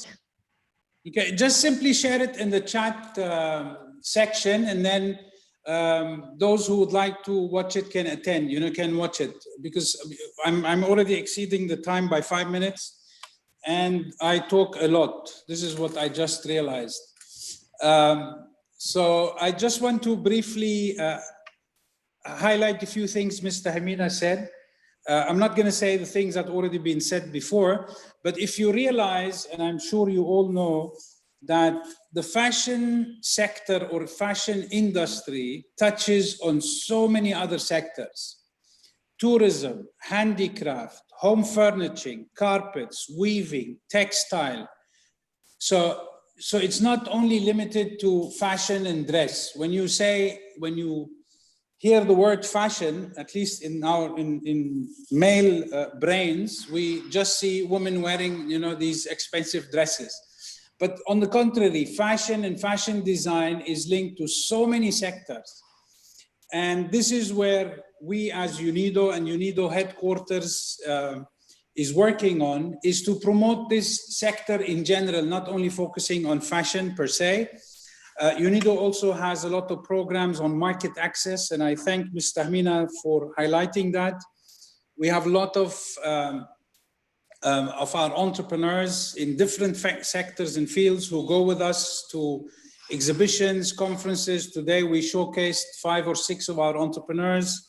The other nice thing that I found in Ms. Tahmina's project is that she's doing community development. She's not only creating wealth and income for herself, but she's also helping other women within her community. And this is where you get really positive feedback. When one entrepreneur starts a business, now you have 100 ladies who rely on her to create income and generate income for themselves and their families. So this is really something really interesting.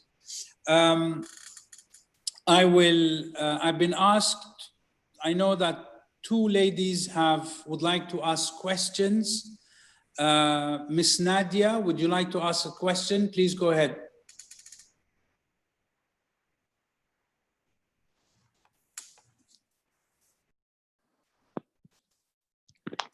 Hello. Hello, السلام عليكم. وعليكم السلام. هلا اخوي عفيف، شلونك؟ الله يسلمك. هلا نادية، شو اخبارك؟ They told me Nadia, they didn't give me your family name. تفضلي نادية. نادية وعامو، وطبعا انا اسلم على الجميع واتشكر للشيخة نورة على هالمبادرة. اللي صراحة شيء عظيم بالنسبة لهذا الوقت. I will. Okay. So I'll try to speak between English and Arabic for Zakia. أنا صراحة هذه المداخلة للجميع وتشجيع للجميع وشكر للجميع. I'm thanking everybody. I'm thanking شيخة نورة for this opportunity. يعني for everybody to benefit from it, all sectors, all levels, because for me it's highly يعني appreciated. I would like to talk to Zakia, and صراحة I feel I don't know how to express my feelings. Miss Zakia, she said that she transferred or she was من عالم الحرف أو الحرف إلى عالم الحرفة. وهي في الواقع I prefer to speak in Arabic and I'll give summary in English, please. Miss Zakia في الواقع كانت فنانة خط وقلم بداخلها شغف كبير جدا، فهي كانت فنانة في الواقع. فأنا أتوقع ما طلع للفاشن فهو ترجمة إلى حس وإلى حب فيكفي إذا هي تتكلم على الحب، إذا تنشر الحب من خلال الفاشن، من خلال الأزياء. فأنا أتوقع أنا as art consultant عبر سنين أكيد الكثير يعرف مجالي في مجال الحرف والانتيريور وكذا وغيره، بس أنا مركزة على الأخت زكية أنه شغفها شيء جميل، يكفي البيرسيفيرنس، يكفي الإصرار، يكفي. أنا لا أعلم متى ابتدت أختنا زكية، هل قبل ضررها أو بعده، لكن هذا دليل إلى ترجمة إلى فن كان موجود بداخلها. أنا من هذا المنبر من أول الناس من يشجع وأدعو الجميع إلى تشجيع هذا المنتج من خلال الحب مع أختنا زكية. طبعا I'm proud of her, I'm proud of everybody. I like what you presented شيخة نورة and UNIDO and whoever يعني contribute في هذا النجاح العظيم لهذا الحدث. أنا مركزة على أختنا زكية، إحنا معاكي ونتمنى أن لا تتوقفي لأنك قاعدة تعملي شيء عظيم جدا نابع عن شغف كان موجود بداخلك وليس جديد. احنا معك. أنا هذه الكلمة اللي عندي الآن مش أكثر إلا إذا مطلوب مني شيء أخوي برهوم. أنا بشكرك من قلبي حبيبتي. احنا شوفي احنا في شيء مهم أخوي تفضلي وحقول كلمة لأخوي برهوم بعدين. أنا بدي أشكركم على كل الحب وكل هيدا الاحترام رغم تجربتي اللي كتير متواضعة، ومثل ما قلتي يمكن لأنه راسي أعمل في الوقت نفسه مع إيدي، يعني هي الإبداع. عرفتي وقت واحد بيكتب بيقدر يعمل صناعة الكلمة، بيقدر يصنع أي شيء. يمكن لأنه عندي كان هيدي الموهبة بالكتابة وبالخيال، ترجمته بمطرح ثاني. وكمان بدي لكم شغله، انا وقت بلشت بالاكسسوار كنت اشتغل مفصله شباك قديم او مفصله للباب قديمه اعملها كوليه، يعني نيكلس. يعني حتى الاكسسوارز تبعولي كانوا خارج المألوف، اوت اوف ذا بوكس. اذا انا بدي اعمل مثل غيري ما رح يكون عندي لا فرادي ولا رح يكون في اي بصمه اصبع غريبه او هيدا جديده. بس بما اني كنت بعالم التكنولوجيا شوي مغمضه، يمكن ما قدرت احقق شيء لا انتشار ولا شهره خارج لبنان ولا اي شيء. بعتقد لازم استشير حدا يساعدني بهيدا الموضوع. بركي بتكونوا انتم جوال ما بعرف، او ساندرا بتساعدني، هوم ميتي ماي هوميز. بحكي معهم.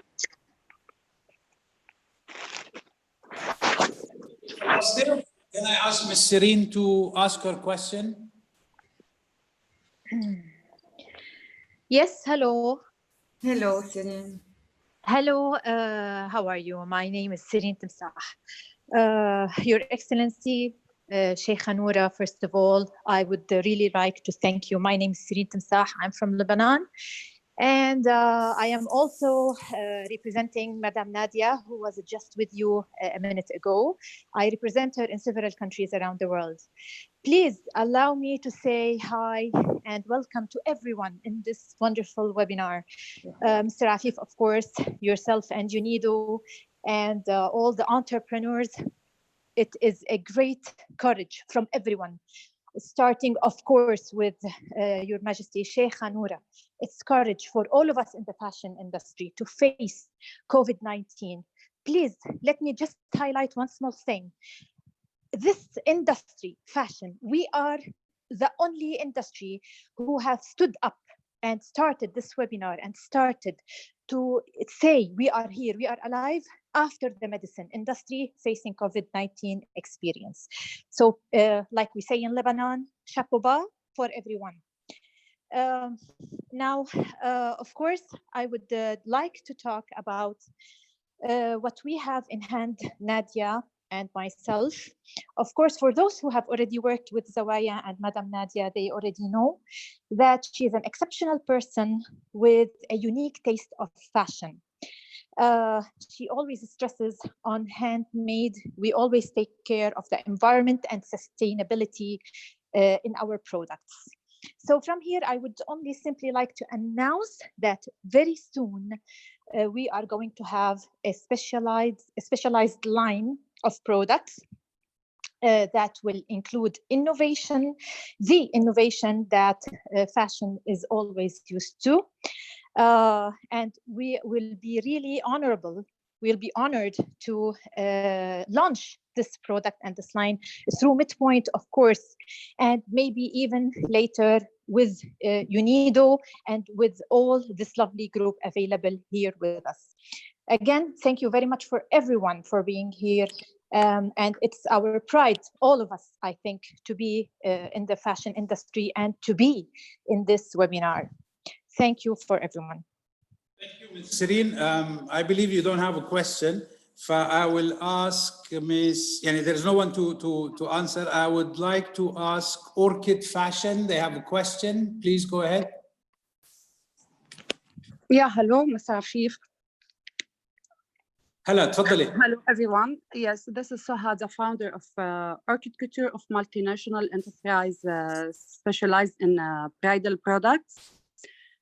First of all, I would like to thank the Royal Sheikha Noura Al Khalifa for organizing this big show and giving us the opportunity as Orchid Couture to join through Mrs. Nadia and Zawaya, and hoping to participate in all the future shows. I'd like to explain more about Orchid. Orchid is a specialist in wedding dresses, and our goal is to make... Yes. Let me tell you, please. This is a Q&A for the speakers on what they said. So if you would like to promote your products, you're more than welcome. But please, we have a session. If you have a specific answer to any of the panelists, please go ahead.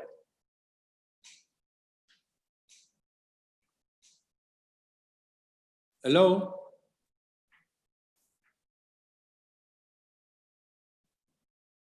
Hello? So yeah, can you hear me, everyone? Yes, I can hear you. You have a question? Please go ahead. No, I don't have a question. Just I said I want to introduce about our company. Okay. No, because this panel is addressing, if you would like to promote something, you can use the chat. You can promote it and share it. It's up to the organizers. Yes. But this session now is a Q&A and we have to wrap up the session. Okay, so okay. If you don't have a question, allow me to ask a question to all the panelists, and I want them to answer in one word. We have a lot of women entrepreneurs or women who would like to become entrepreneurs in the fashion sector, in the fashion field, or in any sector who are listening to you today. Okay, Mr. Afif. Okay, thank you.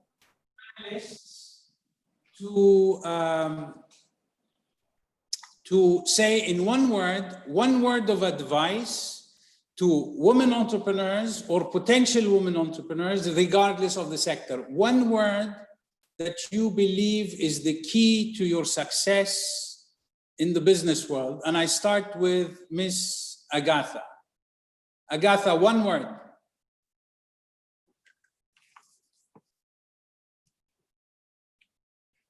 Unmute your mic.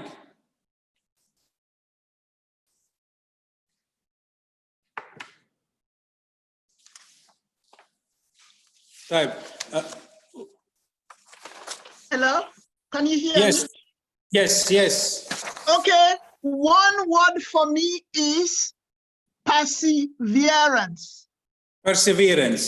Excellent. Yes. Anissa. I was just thinking the same word, but I would say determination. Sandra. For me, it's positivity. Being positive is the most important thing. Miss زكية ولو بالعربي. It's okay.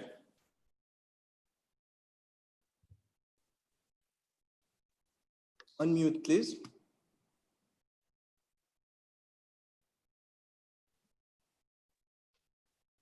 Unmute, please. ايه شو كان السؤال؟ بعتذر. إذا في خلاصة واحدة من حياتك العملية بمجال ريادة الأعمال ممكن تقوليها لبنات حابين يكونوا رائدات أعمال أو already in business. One word. كلمة واحدة. كلمة واحدة صعبة. فيني 6 كلمات؟ 6 كلمات. 6 words. من يستطيع لا يحاول ومن يحاول لا يستطيع. بقى شو بيقولوا؟ ما تنهزموا. أنا أكثر مثل قدامكم. لا للانهزام. Ms. Zakia, thank you for making it very complicated for me to translate what you just said. So more or less it's that you have to try. You have to try. Ms. Tahmina, one word. Try. Never stop to trying. Never stop trying. Ms. Tahmina. For me, it's belief, because I believe that everything that would be good. I believe that my business will grow up, and I believe that the women which are working with me, they would be happy. Just been told, thank you very much, Ms. Tahmina. I just been told that Ms. Menete has a question. I don't know if I pronounced your name correctly.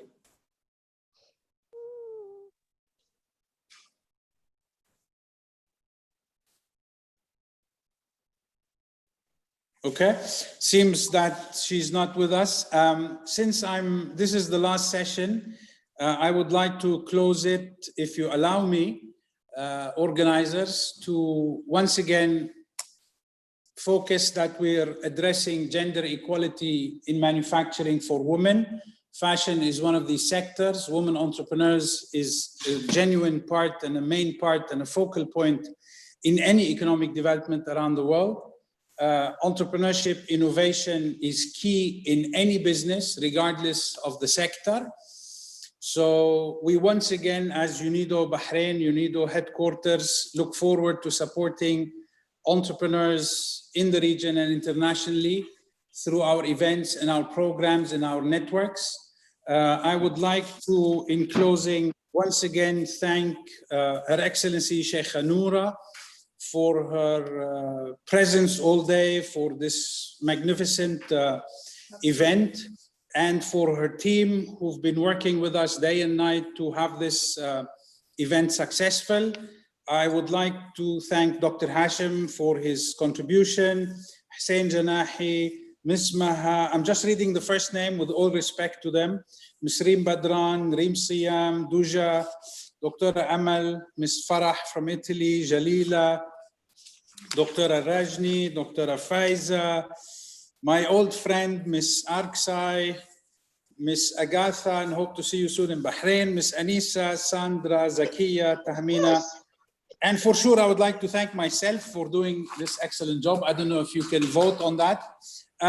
Again, I would like to, after this conference and after this forum, to share contact numbers with details with everyone so that we can develop networks and not really just enjoy the day and listen to your stories. We will be sharing the contact details of all of the group. We will pass them on to Her Excellency Sheikha Noura's office. They can share it with everyone so that, because the main thing is not to share success stories, which is very good, but it's also to develop networks for entrepreneurs from all around the world. This session, we had India, we had Sierra Leone, Lebanon, Kuwait, Tajikistan, Armenia, you know, so Italy. So we would like to continue this, and to maybe next year when we come to the second fashion global forum, where we say now 3 of these entrepreneurs are now working together and they have benefited from this event. I thank you once again, and I know you ladies are going to be interested in attending the fashion show. I pass the floor now to the organizers, Ms. Zainab, if she's here, so that she will take over. And thank you once again for your time and presence. Thank you, Mr. Afif, for everything. And I would like to thank the speakers for such beautiful stories, topics. Thank you all. And special thanks to Ms. Agatha, Ms. Anisa, and Ms. Sandra, Ms. Zakia, and Ms. Tahmina. And once again, thank you, Mr. Afif. And as we are reaching to the end, I would like to, if you would like to give me only 2 minutes for our closing remarks by Ms. Gopika Berry, the Managing Director of the Nine Training Center. Ms. Gopika, you can proceed. Yes, please. Yeah, thank you very much. Assalamu alaikum, Your Excellencies, distinguished sponsors and valued guests. On behalf of Medpoint and the Nine Training Center, we would like to extend our sincere appreciation and thanks to Mr. Afif for his wonderful comments and his great sense of humor, Ms. Dauja and Ms. Amal for your wonderful moderation. A huge thanks to our extremely valued platinum sponsors, Evo Motorsports, Lulu Hypermarket and Grazia, and gold sponsors, Jumeirah Royal Sarai, and Megamart Macromart Group, and our silver sponsors, Centerpoint. And we would like to thank our esteemed speakers for their wonderful plenaries, and which discussed entrepreneurship, ecosystem, digitalization, innovation, and fashion, and also for their personal stories, which were so inspiring. Absolutely awesome. We would like to kindly remind our distinguished audience about our next 2 days, replete with excellent and exciting offerings. Tomorrow we are having a brand and design forum, and day after tomorrow, we will have many trending topics. Please do join us to enrich these plenaries with your interaction, engagement, and beneficial questions. Please do attend the live fashion show, which is a daily show after this forum. Thank you all, and see you later at the fabulous fashion show this evening and tomorrow at the forum. Stay safe, stay blessed. Thank you very much. Thank you, Gopika. Thank you, Ms. Gopika, and thank you. You again in Thank you our very much. event, and kindly leave us your feedback on this link. And if you would like to join us in Wow Expo Fashion Show, it's going to be on Medpoint YouTube channel. Thank you so much. Thank you. Thank you.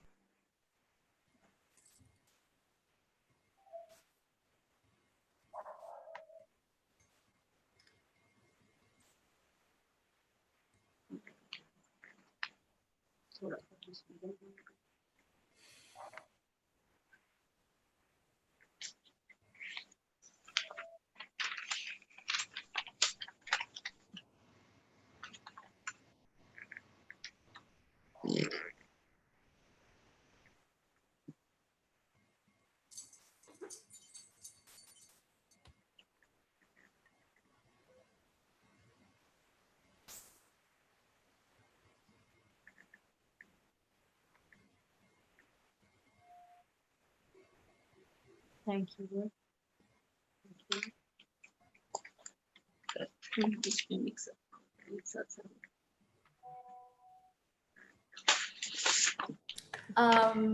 I'm sorry to tell you that the fashion show has been postponed for 30 more minutes. If you just can join us within 30 minutes to enjoy our show. Thank you all. Thank you very much. Thank you. Zainab.